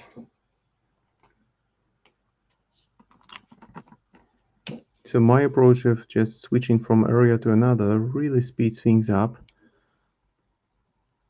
But then I go back and forth between the areas and fix little things here add some modder, just make sure I stay committed to seeing it through. Ideally within one stream. And as we are approaching the end of the second hour, I'm feeling pretty confident that I'll be able to finish the whole thing. Now for the cloak, I will now keep on saturating it a bit more with lighter green mixed with yellow. Fluoropigments. Oh, that's an interesting idea. Haven't really thought about it, but could be, yeah, could be an idea. I could use the, if I make a white dot again, I could just then, yeah, I might try it. I might try it. Just give me some time to see where I go with what I have going right now. I'll just put some yellow on the palette, then add a touch of black burr flesh so that I have this very, very bright shade of green. It's almost yellow, but it's still more green than yellow. And I will just saturate some parts of the cloak. That way some other parts which are already dark stay darker. And I create this gradient-like transition to elements which are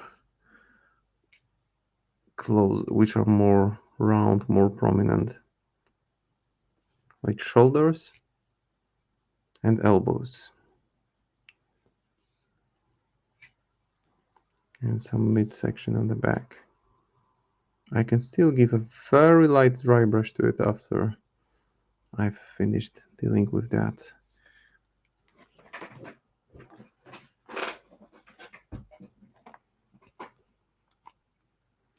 Now some dark wash to put on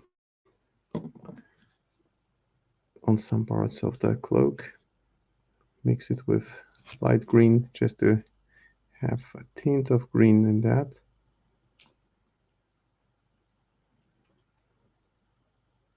Just a hint of green. Not much.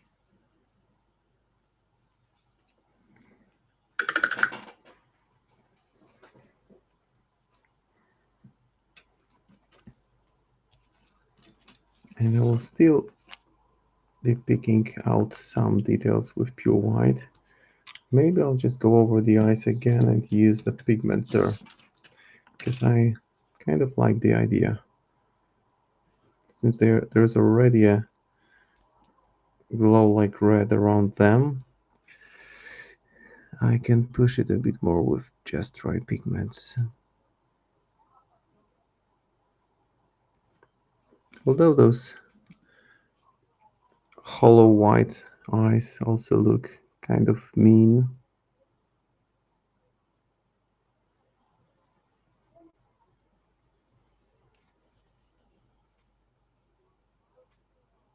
Yeah, they look nice already.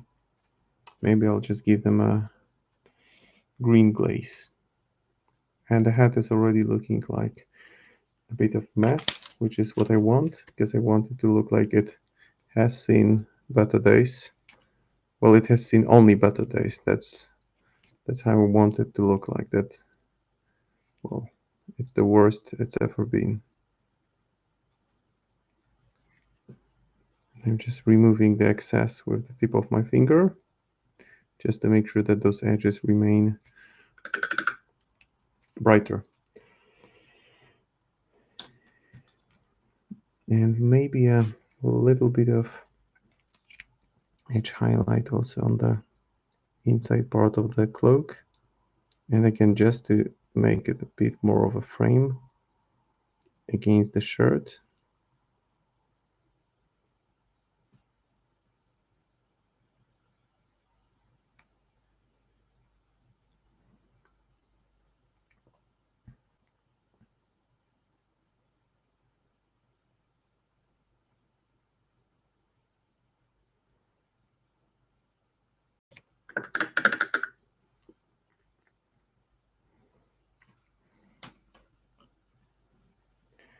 That's quite decent progress. Now for the patch, I will use something quite different. I'm hesitating between purple and orange here, but maybe I'll go for orange, or I will go for Nasdaq yellow, because that's the color I like. Let me just clean some of the paints back onto the shelf before I proceed.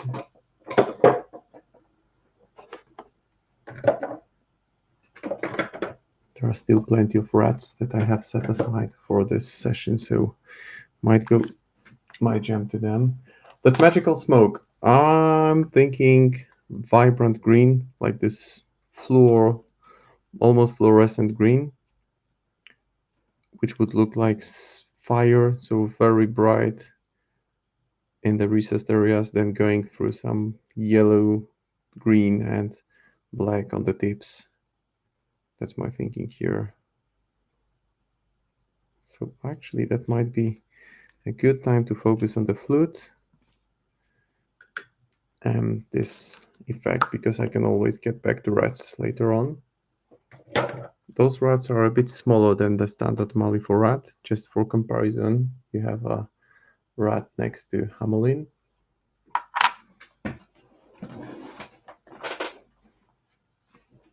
Now the flute. That's going to be a bit tricky, how to get it right. I want to keep it very bright, and I want it to be coherent with the rest of the miniature. I kind of like it the way it is now. So bone-like white. So that's a big question. How do I modify it? I think I will just do some light glazes on it and then bring it back to white on the tips. That way it will have some effects from the glow on the smoky effect.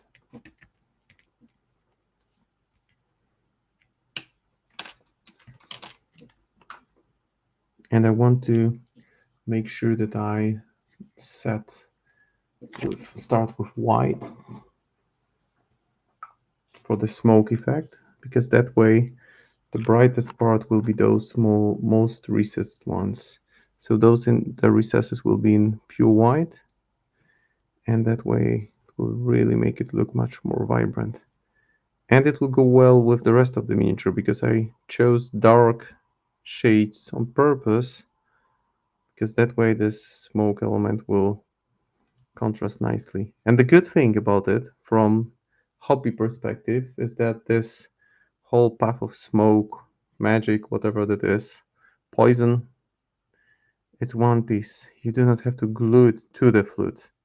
It is already connected with the flute. So in case you are wondering, that's how it is done. So that saves a lot of trouble, because assembling it separately could be a tough challenge. Now actually, you know what I will do? I will do athematic blue on the flute, because it's got this nice bright blue shade, which will go nicely, I think, with green. Let me just spin it.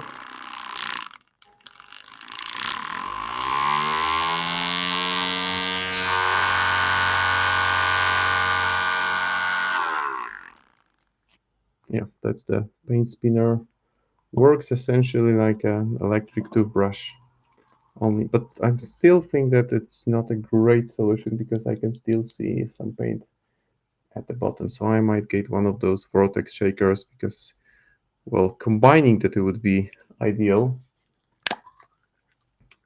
But something tells me that the vortex mixer will be a better choice. So this color will go on the flute now. This is like this bright turquoise shade. So I'll start with the flute before I move on to this magic effect. And then I do the rats, because I want the flute to be much brighter than the rest. I want it to stand out, to clearly be able to tell that he has something very, very unusual. And the whole Hamelin character is based on Brother Grimm's story of the Pied Piper. And Brother Grimm's, well, I don't know about their childhood, but they made childhood of many kids unhappy because those stories are for kids, but they are so gruesome. There is always someone suffering, someone getting killed in a brutal way, or parents losing kids, or people just ending up in the whole range of miserable situations. So I don't know what was their approach to painting these, whether they aimed them whether they aimed for them to be addressed to adults, but they ended up being addressed to kids, or what happened there, but clearly something went wrong. Something somewhere went wrong.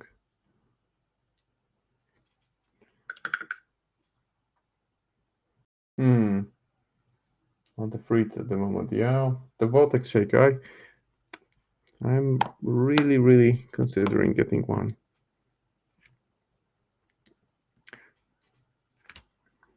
And I will put some light highlights. By light highlights, I mean mixing off-white with this turquoise and just adding a few highlights to the whole thing. Just on those erased areas from the front.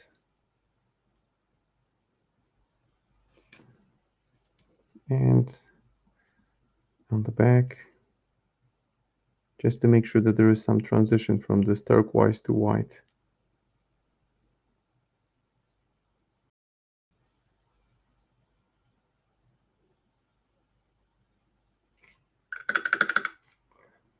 Time to move to this special effect. This is going to be a really, really nice looking model when it's done. It's nice when you already see that the final effect is getting closer, but this is the moment where I just pause and try to force myself not to go too fast because I want to enjoy it. I don't want to go quickly to the finish line. I want to make sure that I get there on my own terms where I feel happy with my work. So this is a great color for those cloud-like effects. It's fluo yellow from Game Color Range. Let me just spin it a little bit.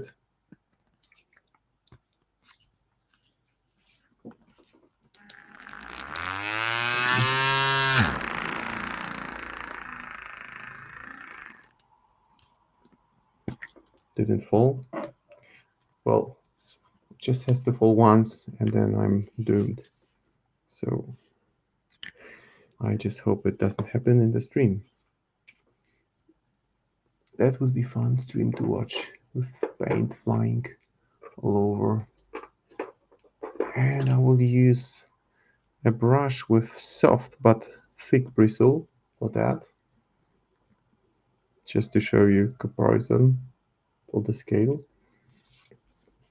And now I'm going to just dip it into this fluo yellow and just start applying it.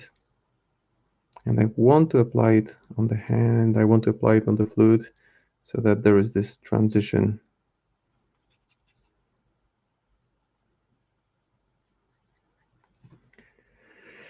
Like magic, poisonous cloud coming off from the flute.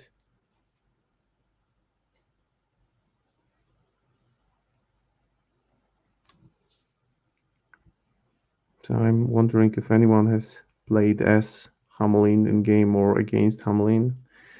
I faced him only once in the second edition, closer to the end of the second edition, where he was just brutal. Because,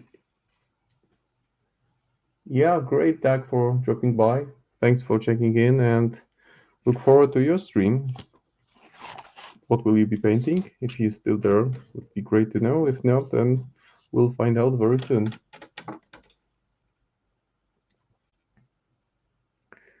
And the way I put it, I just try to make sure that some white is still visible through in the recessed areas. Now it would be cool to have a hair dryer, but I don't really need it. It would speed things up a little bit. Perdita crew, awesome. Awesome, I look forward to that. Perdita is also one of my favorite Malifaux masters. So I'll make sure to drop by and see how you're doing. So until then, now let's wait for it to dry a second.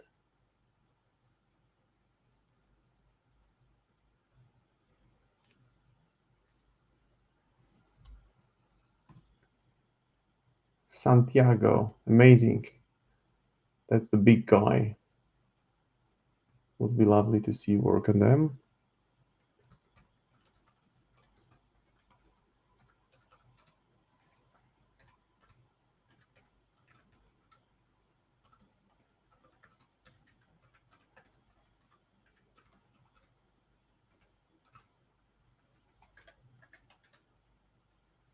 So I'll just dash out to grab the hair dryer. So I'll be back in a minute or two. Just give me a second. I'll be back very, very shortly.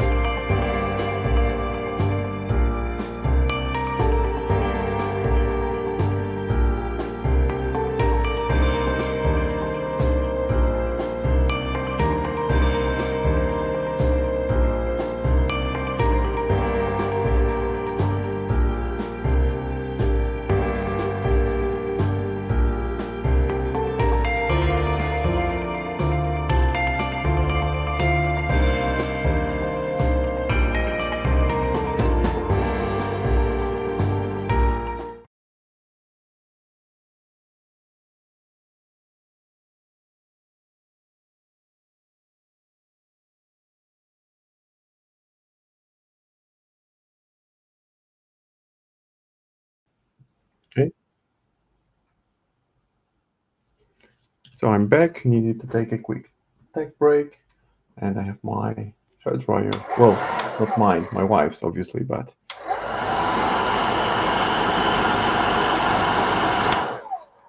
I will be doing a few transitions on the spell effect on the flute.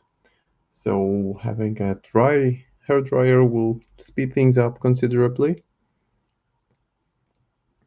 And I mentioned that this amarillo fluo or fluo yellow from game color range, it's extremely useful because it just hits the surface, it affects it, it doesn't modify it too much, and I can just put a little bit of it on the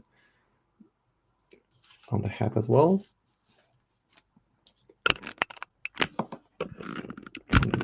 maybe focusing more just on the model.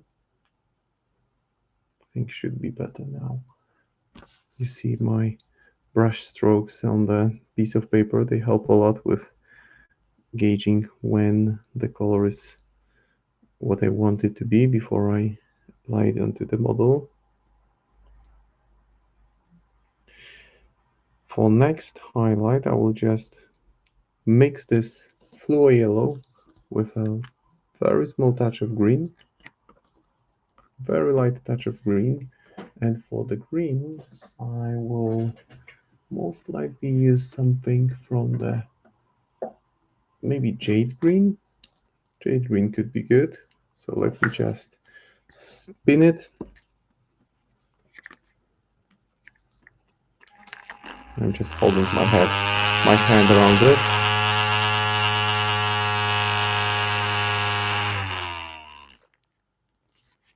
Holding my hand in case it decides to leave and jump around the area. I just put a little bit of it next to the palette, next to the yellow on the palette. And now what I'm going to do is just use the same brush, dip it into yellow, then very lightly dip it into this green color. And that way I have fluo green, and that fluo green can be now applied directly over what I've already covered with yellow. I just want to do it very lightly so that the yellow parts are still visible, and I will be transitioning from white through yellow to green, and this will look essentially like firewood. I would approach painting fire in the same way, just remembering that fire is where it's brightest, it's yellow. Where it's not so bright, where it's the hottest, it's yellow. Where the temperature is not that hot, it becomes red, yellow, red, black. So that way, when I mix this fluorescent yellow with green, I ensure smooth transition. Now let me use the hair dryer.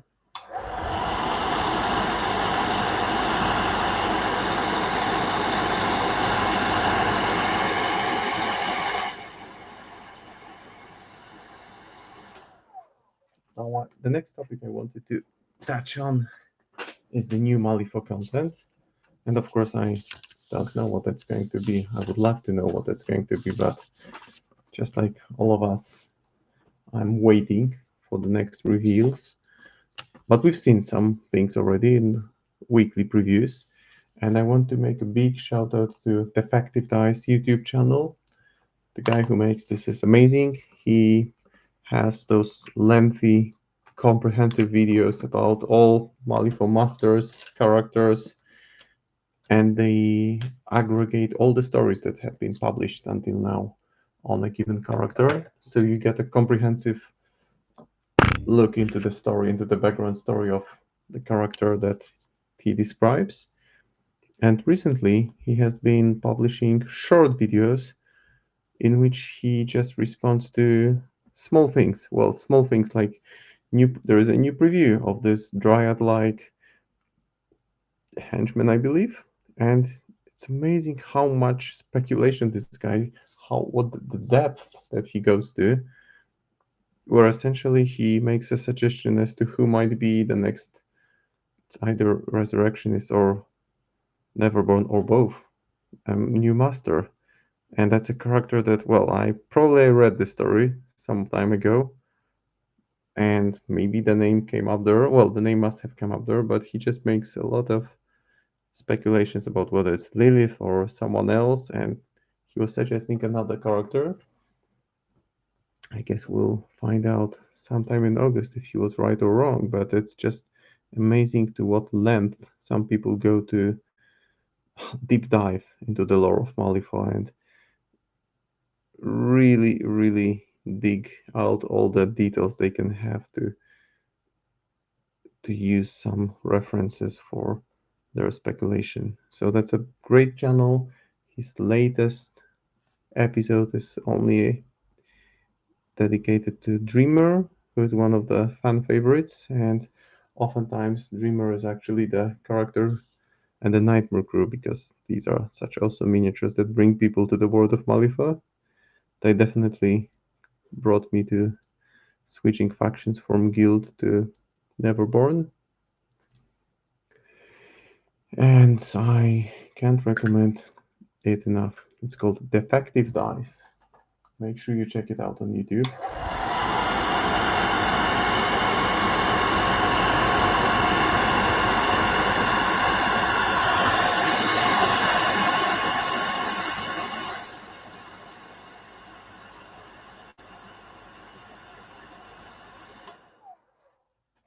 Again, speeding up the drying process.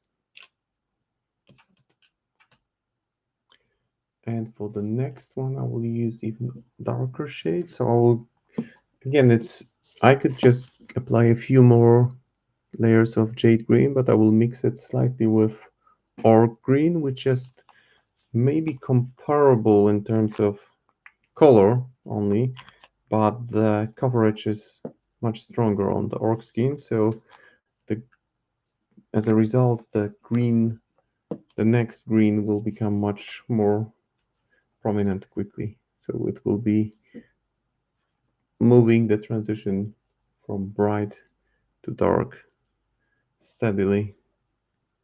Let me just bring him up closer. Yes, so now I'm trying to focus only on those raised areas without affecting the recessed ones. And the next stage would be to go with green mixed with black, and then just pure black. And then, as a final touch, I will reinforce the white in the recessed areas by applying a thin down kind of glaze into the recessed areas.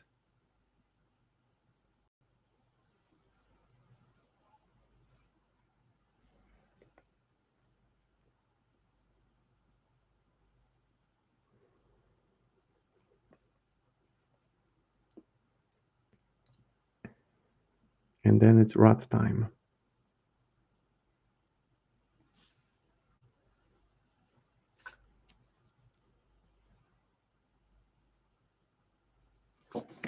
Okay, now I can go with black. I think I will use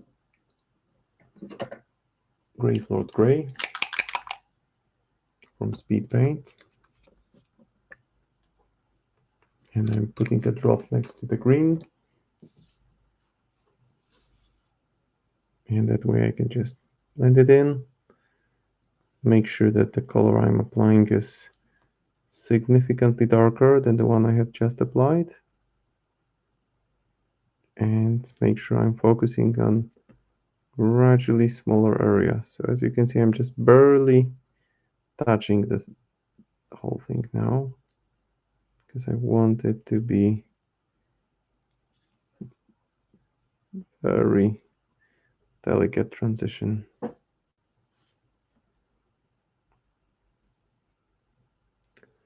And talking about new things, guys, if you haven't checked out the upcoming section on the Word main page, make sure you do, because you will see new Rasputina, new Euripides, you will see new Rotten Harvest crew. Finally, Guild gets a proper alternative. I expect that all Guild fans will be ecstatic about it, because it's might be the best Nightmare crew or alternative crew that has been released yet, but it's of course highly subjective.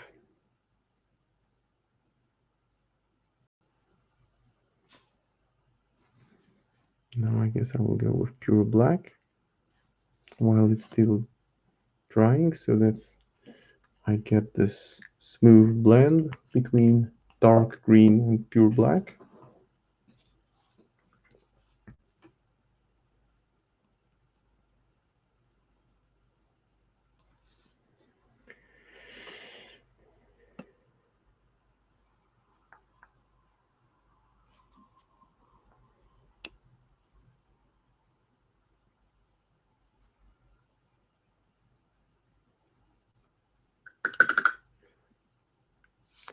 And before I move to the next section, I will just reapply white to the recessed areas and do a bit of a cleanup, because otherwise my workspace gets too cluttered, and I like to have everything neatly arranged, because otherwise if I don't maintain some order, I just become less organized. Okay, so now it's time for pure white. I'll just dip my brush in clear water, make sure that the paint is thinned down, and then I can reapply it. And just using the tip of a very small brush, I will reapply it into the most recessed areas. Kind of let it flow in, and that way it looks like there is some heat coming off, or just difference in temperature of the color. Really brings the whole composition together. Didn't take that long. It was literally 10-15 minutes.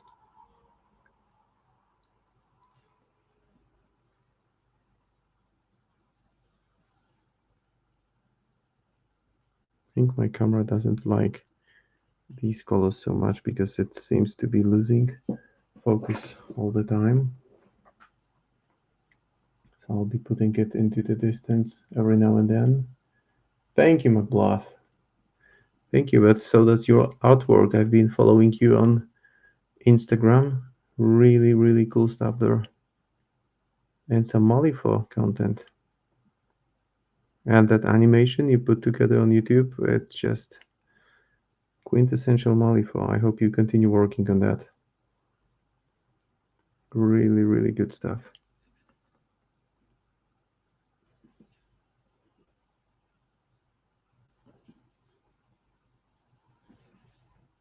So that's it for this smoke effect. Although I may do one more thing. I may still go with just pure fluo yellow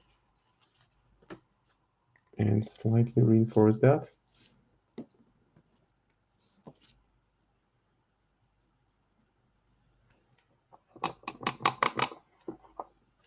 Just clean the brush and then pure fluo yellow. Just going over, not going directly on the white area, but working in between those darkest and mid colors.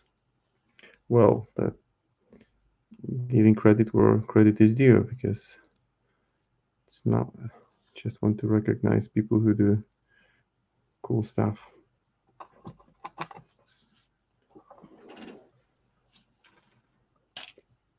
Okay, that's it.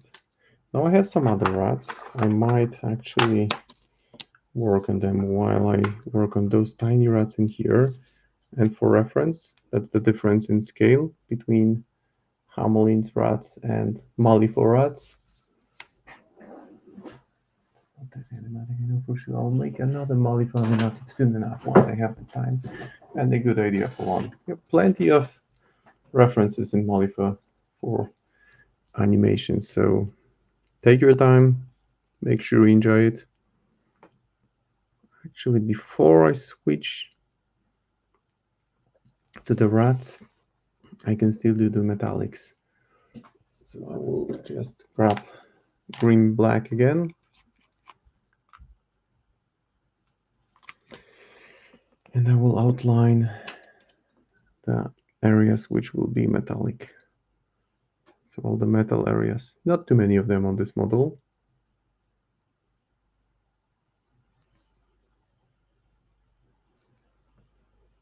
All those buckles,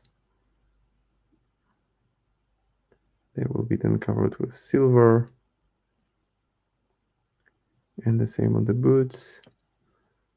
I once remarked that people who design weird miniatures, they have funny affinity towards adding a lot of belts. So maybe that was the fashion back in the roughly 18th century England, and that's just something that I'm not aware of.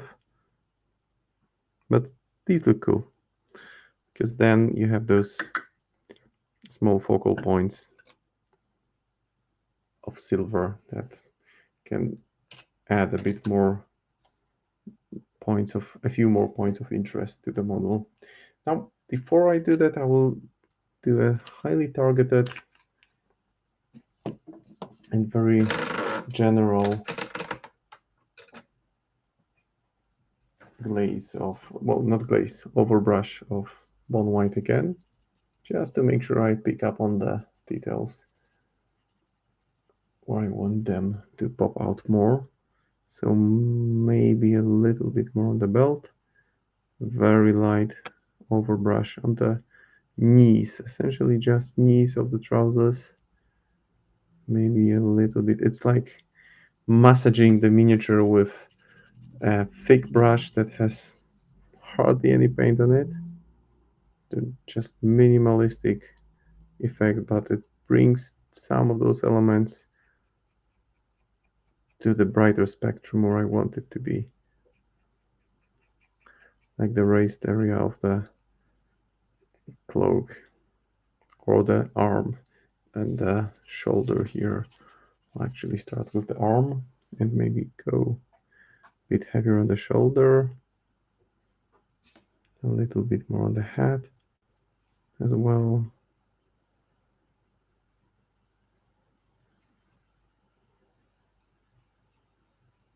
That's more like it. I will still add some dirt effects on the cloak, so it's not final effect by far. And now the silver part, so I'll use, surprise, surprise, mithril silver. It's a really solid color. I'll just use it directly from the pot and apply it onto those metal areas.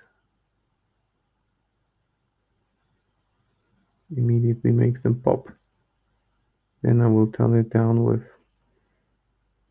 a glaze of black or brown, depending on how brown impacts it. I'll start with brown, maybe go with black. Just want to make sure those areas are nicely defined.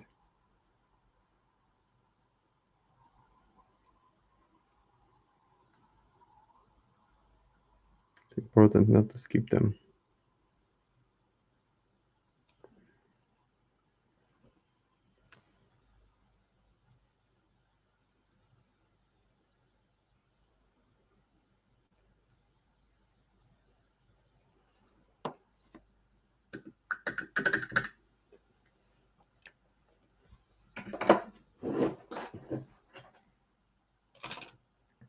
And now I can go back to dark tone. I will go with black, just to put a bit more depth to those, because then after it dries I can still repeat it with pure mithril silver. So toning it down with black wash, and then I will bring it back to silver once it's dry, or I will just speed up the drying process.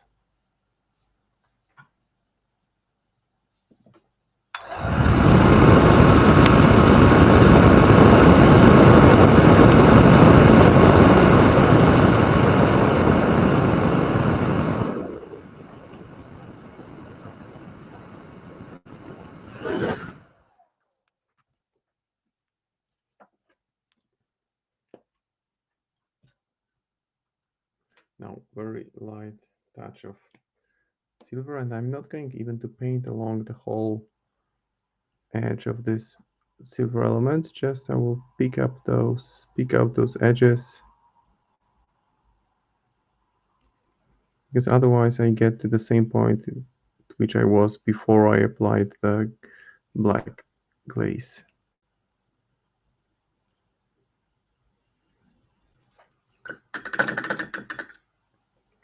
Okay, so it's final 30 minutes of the stream. Feeling pretty confident the miniature will be ready. And while I have still black here, I might as well reinforce the eyes. So maybe I will just add a very, very thin line below the eyes so that they don't look just hollow, but they are more framed. Not sure if it's a good idea, but I will give it a go. And I know it's hard to actually see what's happening here, but sorry guys, that's the best I can do. Just added a black line on the right eye and the same on the left eye, which will be a kind of frame for the sick looking eyes because those are just whites. It's really tough to squeeze the brush in. And while I still have black on, I will reinforce the gray into the hair because it's still just pale hair and I want it to be more on the black side of things.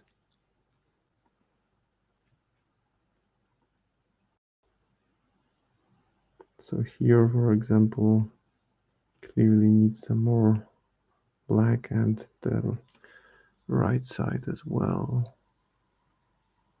I'm sorry for making it difficult to follow, but after assembling it's really tough to navigate those narrow spaces with a brush. So to anyone who is about to paint this model, I strongly advise not gluing the head on.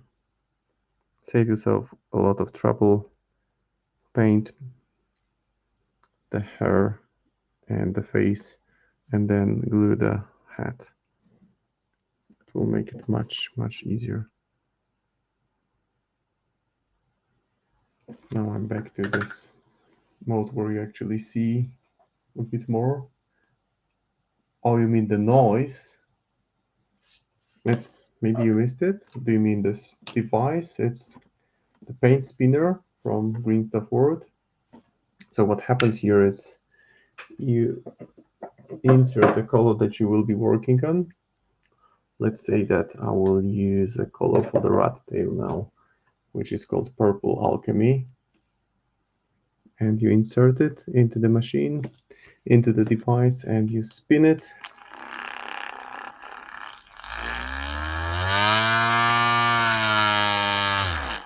Unless you mean the noise generated by hairdryer that might have caught you off guard. Apologies if I made you uncomfortable. So while I'm working on the rats on Hamelin, I've also brought some other rats that I'll be working with. So first off, the tails, cute pinky tails.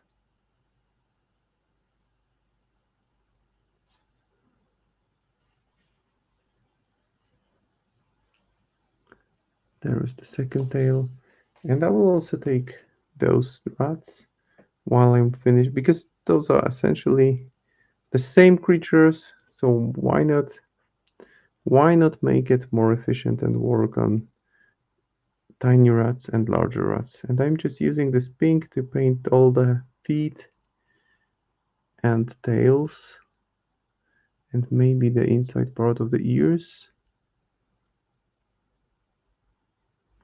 and maybe their noses as well. So that's how it will work. Tails, feet, and noses. One more ratty tail. We have half an hour, so more than enough, I assume, to finish at least the rats and Hamelin. So I might as well use it as an illustration of how I approach painting fur on models, especially such tiny models.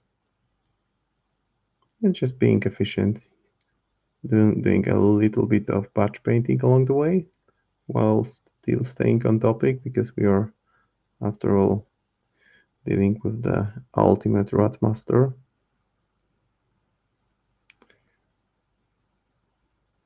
So again, painting the inside of the ears with pink,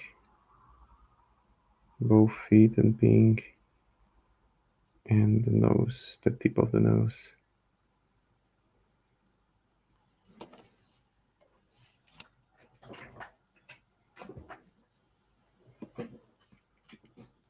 And again, feet. It was a bit tough to make sure they fit onto the base really well. So I needed to work a little bit with modeling putty just to incorporate them well with the base because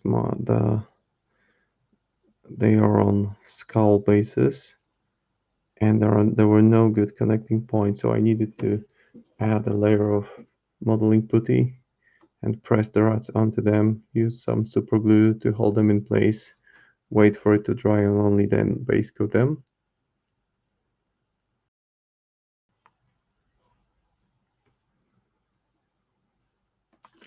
But wow, it feels so good to be streaming again. I'm getting more productive in those streams because when I paint just by myself without the audience, I typically listen to Malifaux content. There are a lot of good podcasts out there. One of them I want to give a shout out to is called Rage Quit Wire, and they've recently published an episode just on outcasts. And you will definitely learn something about Hamelin there. So why not check it out and listen to it as you commute to work or paint some stuff. For highlights, I just use pure white, mix it with the color I used earlier on.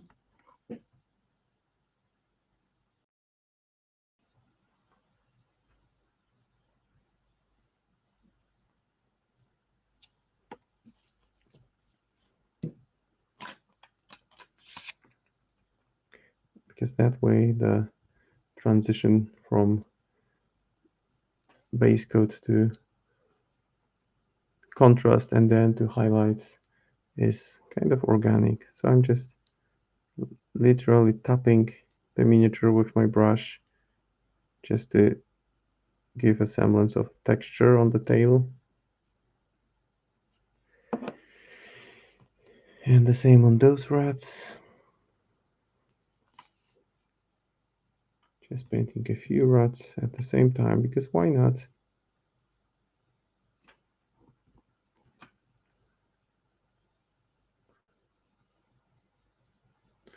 Now I'm very curious to see what Waldo's Weekly is going to be tomorrow. Any ideas? What faction would you like to see as a focus for the next preview? I would absolutely love to see more Neverborn, although we've just seen one, the Dryad character, which is Rezus and Neverborn, so I expect it will be something else. Maybe some news about Gen Con already, because we are about a month ahead of Gen Con, so it would be cool to get some insights into what will be available and start putting aside money for all those amazing things once they come through.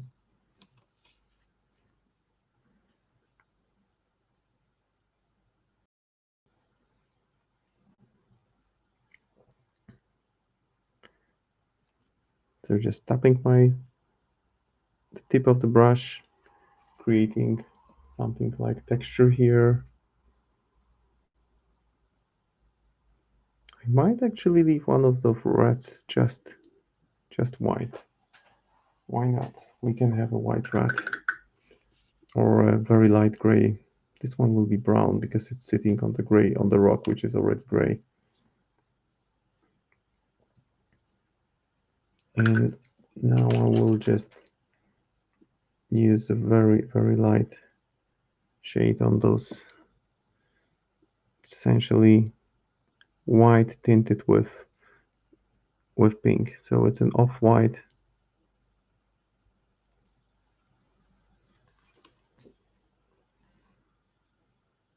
Now on the tail, and you see that there is this texture-like effect already in place. The nice thing about those small rodents is that if you feel like, okay, I'm not feeling like I'm capable of handling all those tiny details, you can always use some kind of different glaze like green or brown to imitate the sewer environment around their tiny feet. And that way you kind of hobby cheat, but I mean, why not? It still work. It's not like you're not putting in the effort. It's just sometimes there might be more challenging elements than another, and you want to focus on those miniatures that you really like, and those rats are just going to appear and disappear on the board.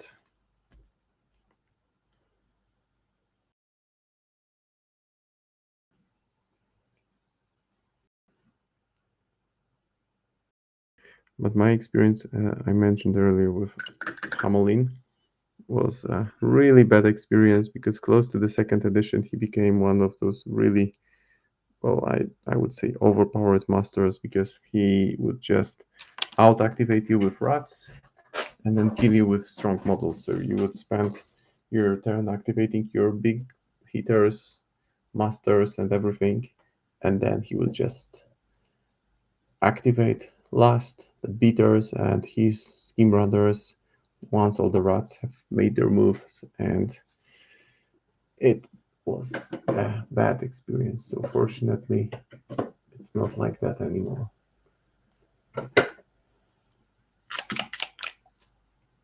I'll now go with Gravelord Grey for some of the rats, and for some I will go with brownish color.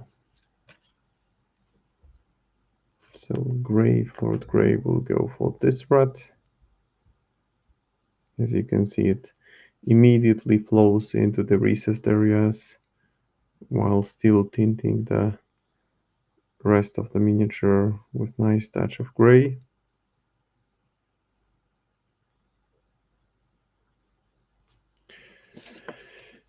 Maybe this one will be gray. Why not? It's so tiny. But the fur texture is spot on. It's really good. The eyes will be glowy red.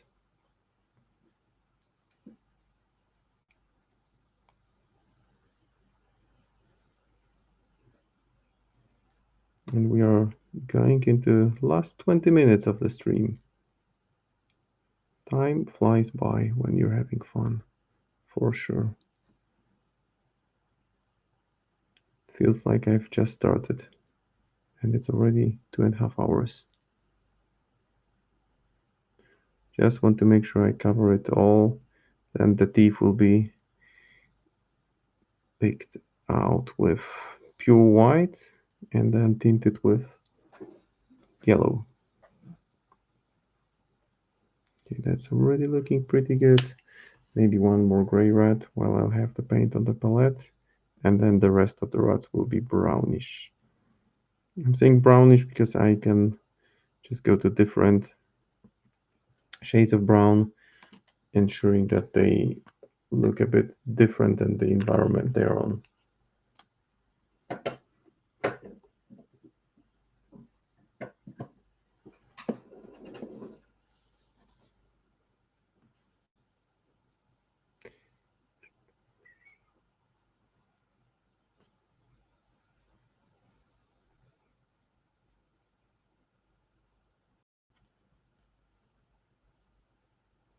And I'm applying more than enough when I work with contrast or glazes on fur because I can always spread it around on the model itself easily.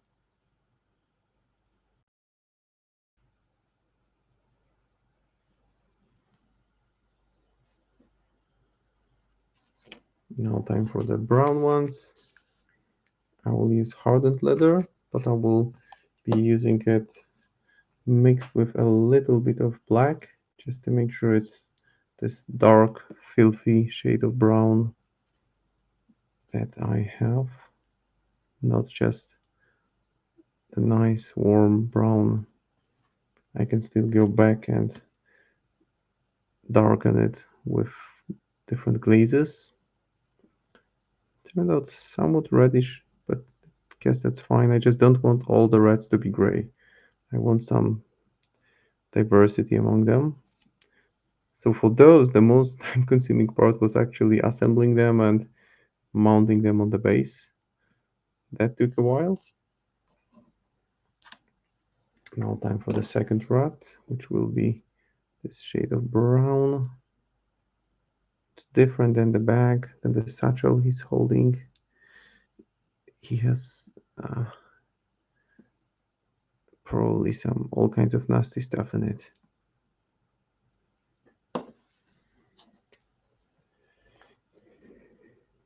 And I will use the hair dryer in a second just to speed up the drying process. Moving quite fast because I want to finish with the rats and Hamelin within the next 15 minutes, give or take. Because now we are moving into a slightly different setup, so there are no streams every week. Instead, you have streams every other week. So it's me painting on second and fourth Tuesday, and other painters painting on other days of the week every other week. Still means that you get people that you've observed before and they continue to present their skills, but it's only a little bit, the cadence has changed a little bit. Now time to add some saturation to them. For that I will use first the dark tone. So moving into the final 15 minutes for tonight.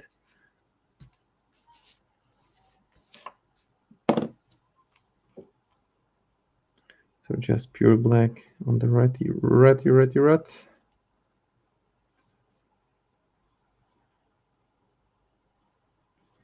And then I will do some fine highlights with the fur on the fur part. Now a touch of black on these guys as well, just to bring the color down a little bit. I want it slightly darker than it started.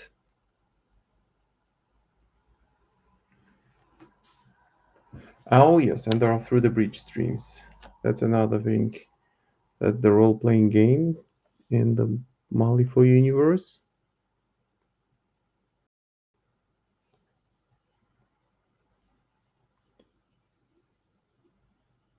So as you can see, where this active, they don't take things for granted that things work if you repeat them the same way over and over again. Rather choose to introduce some variety and more diversity.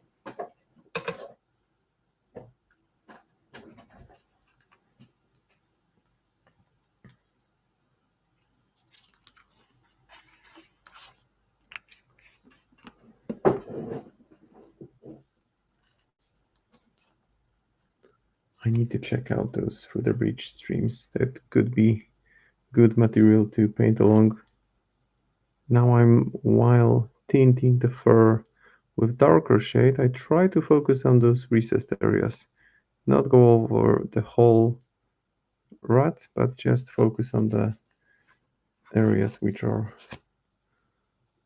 not raised. So those are those that are recessed. So like the underbelly. Because those are, let's face it, those are really, really small miniatures. And the same will happen on this one. And while it's drying, before I start blowing on them with hairdryer, you just add a bit of wear and tear. So this is the kind of foam that you get in box with miniature. I try to keep at least one handy. I'm going to add some dirt effect to the cloak. For that, I will use the darkest brown shade I have, darkest brown contrast, which is Siger Brown. Give it a bit of shake. It's such a strong color that it doesn't really need much shaking.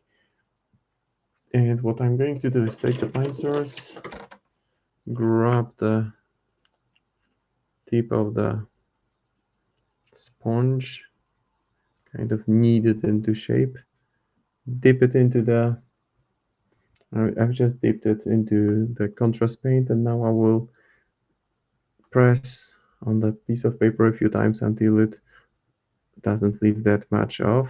And as you can see, the pattern it leaves becomes highly regular. Think of how much effort would it take you to get to this point just with your brush.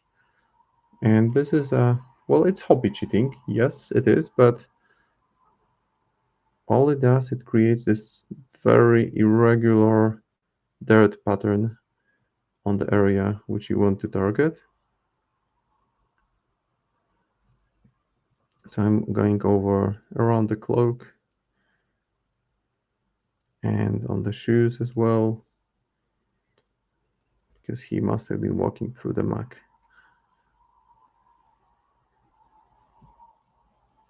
Just make sure you keep it random. You don't focus too much on one specific area. You can even go really up on the miniature. Let's just pause it for a second.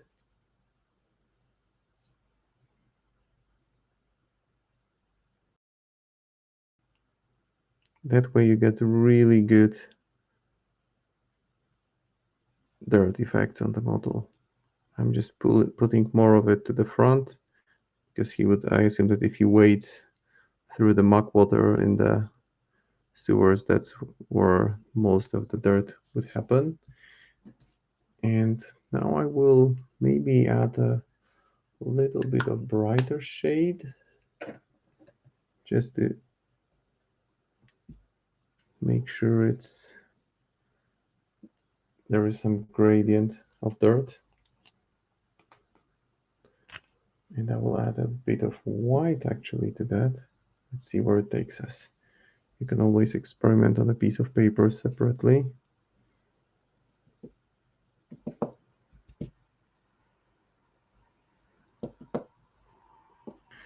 Now I think I'm ready. Kind of reapply it with slightly brighter color. That's what I meant, yes.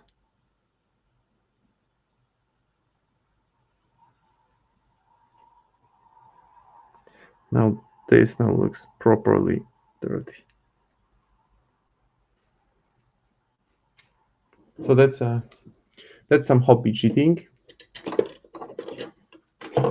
Hope someone can benefit from that. It looks good also on vehicles. Now, apologies for the noise.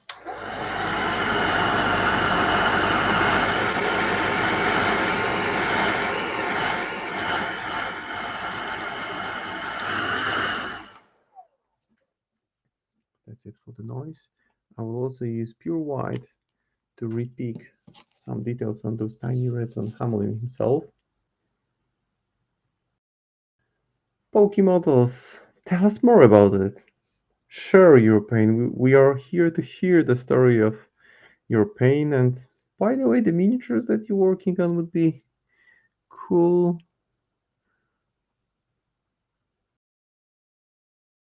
Hope you're enjoying that. And I'm sure you will be enjoying when these are eventually revealed, because everyone here is looking forward to that. Just making sure that the tips of the noses are also pinkish.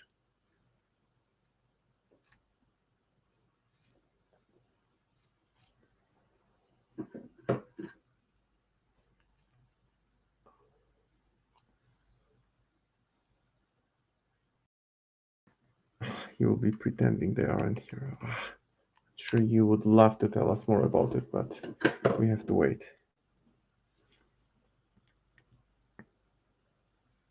But it's good to know that models made it. So hopefully the release schedule for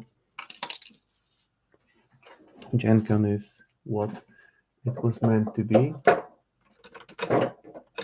Now I will take some light pale gray color, give it a bit of twirl.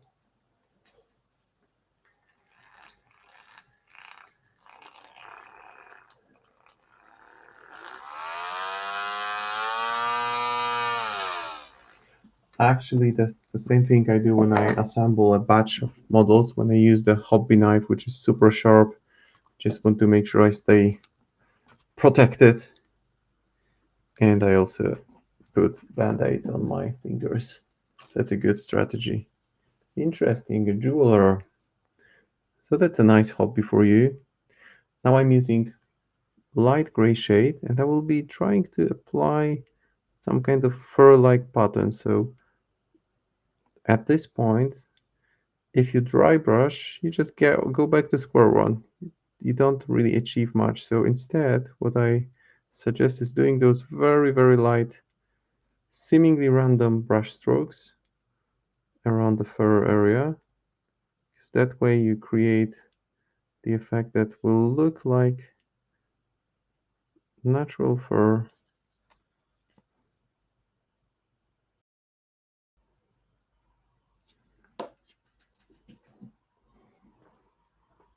Maybe it will be easier to observe that on the slightly larger rat. I'm just trying to hold it in a position where you can actually make out what I'm doing.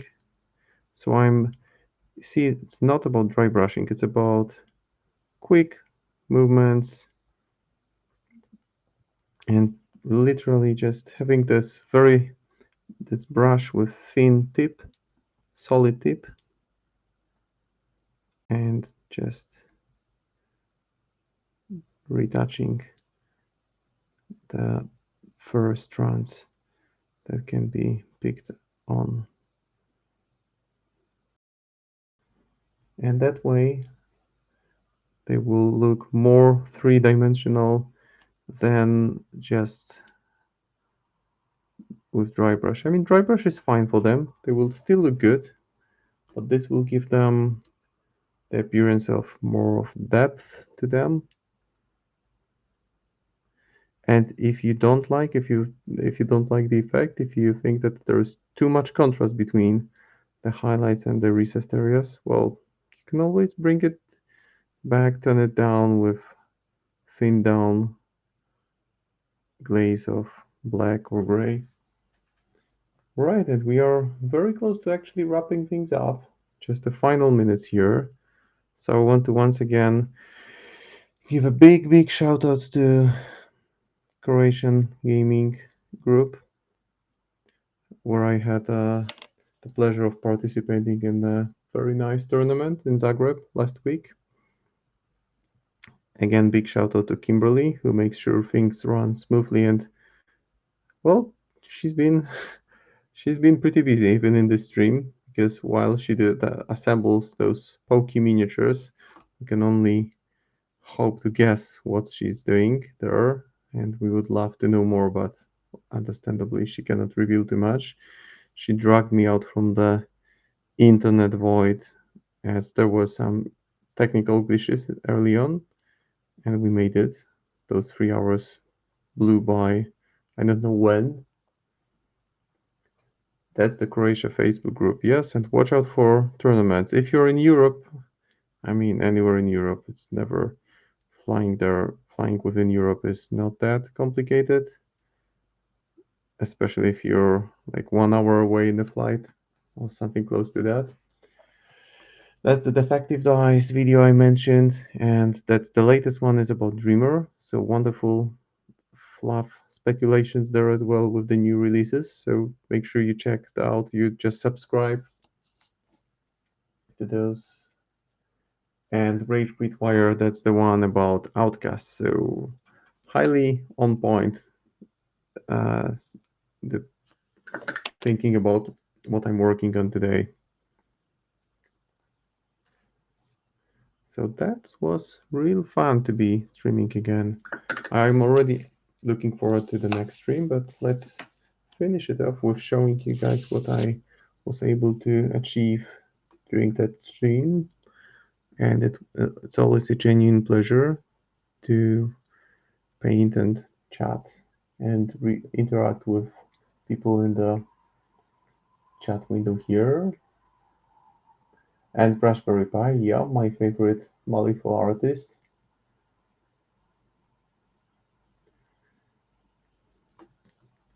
So that pictures of finished miniature in summer on my Instagram later this week, maybe around Thursday, because I still need to apply the still water effect mixed with green onto the base. But other than that, it's a wrap for tonight. So thank you for following. Make sure you check out the other painters. Take care. Bye.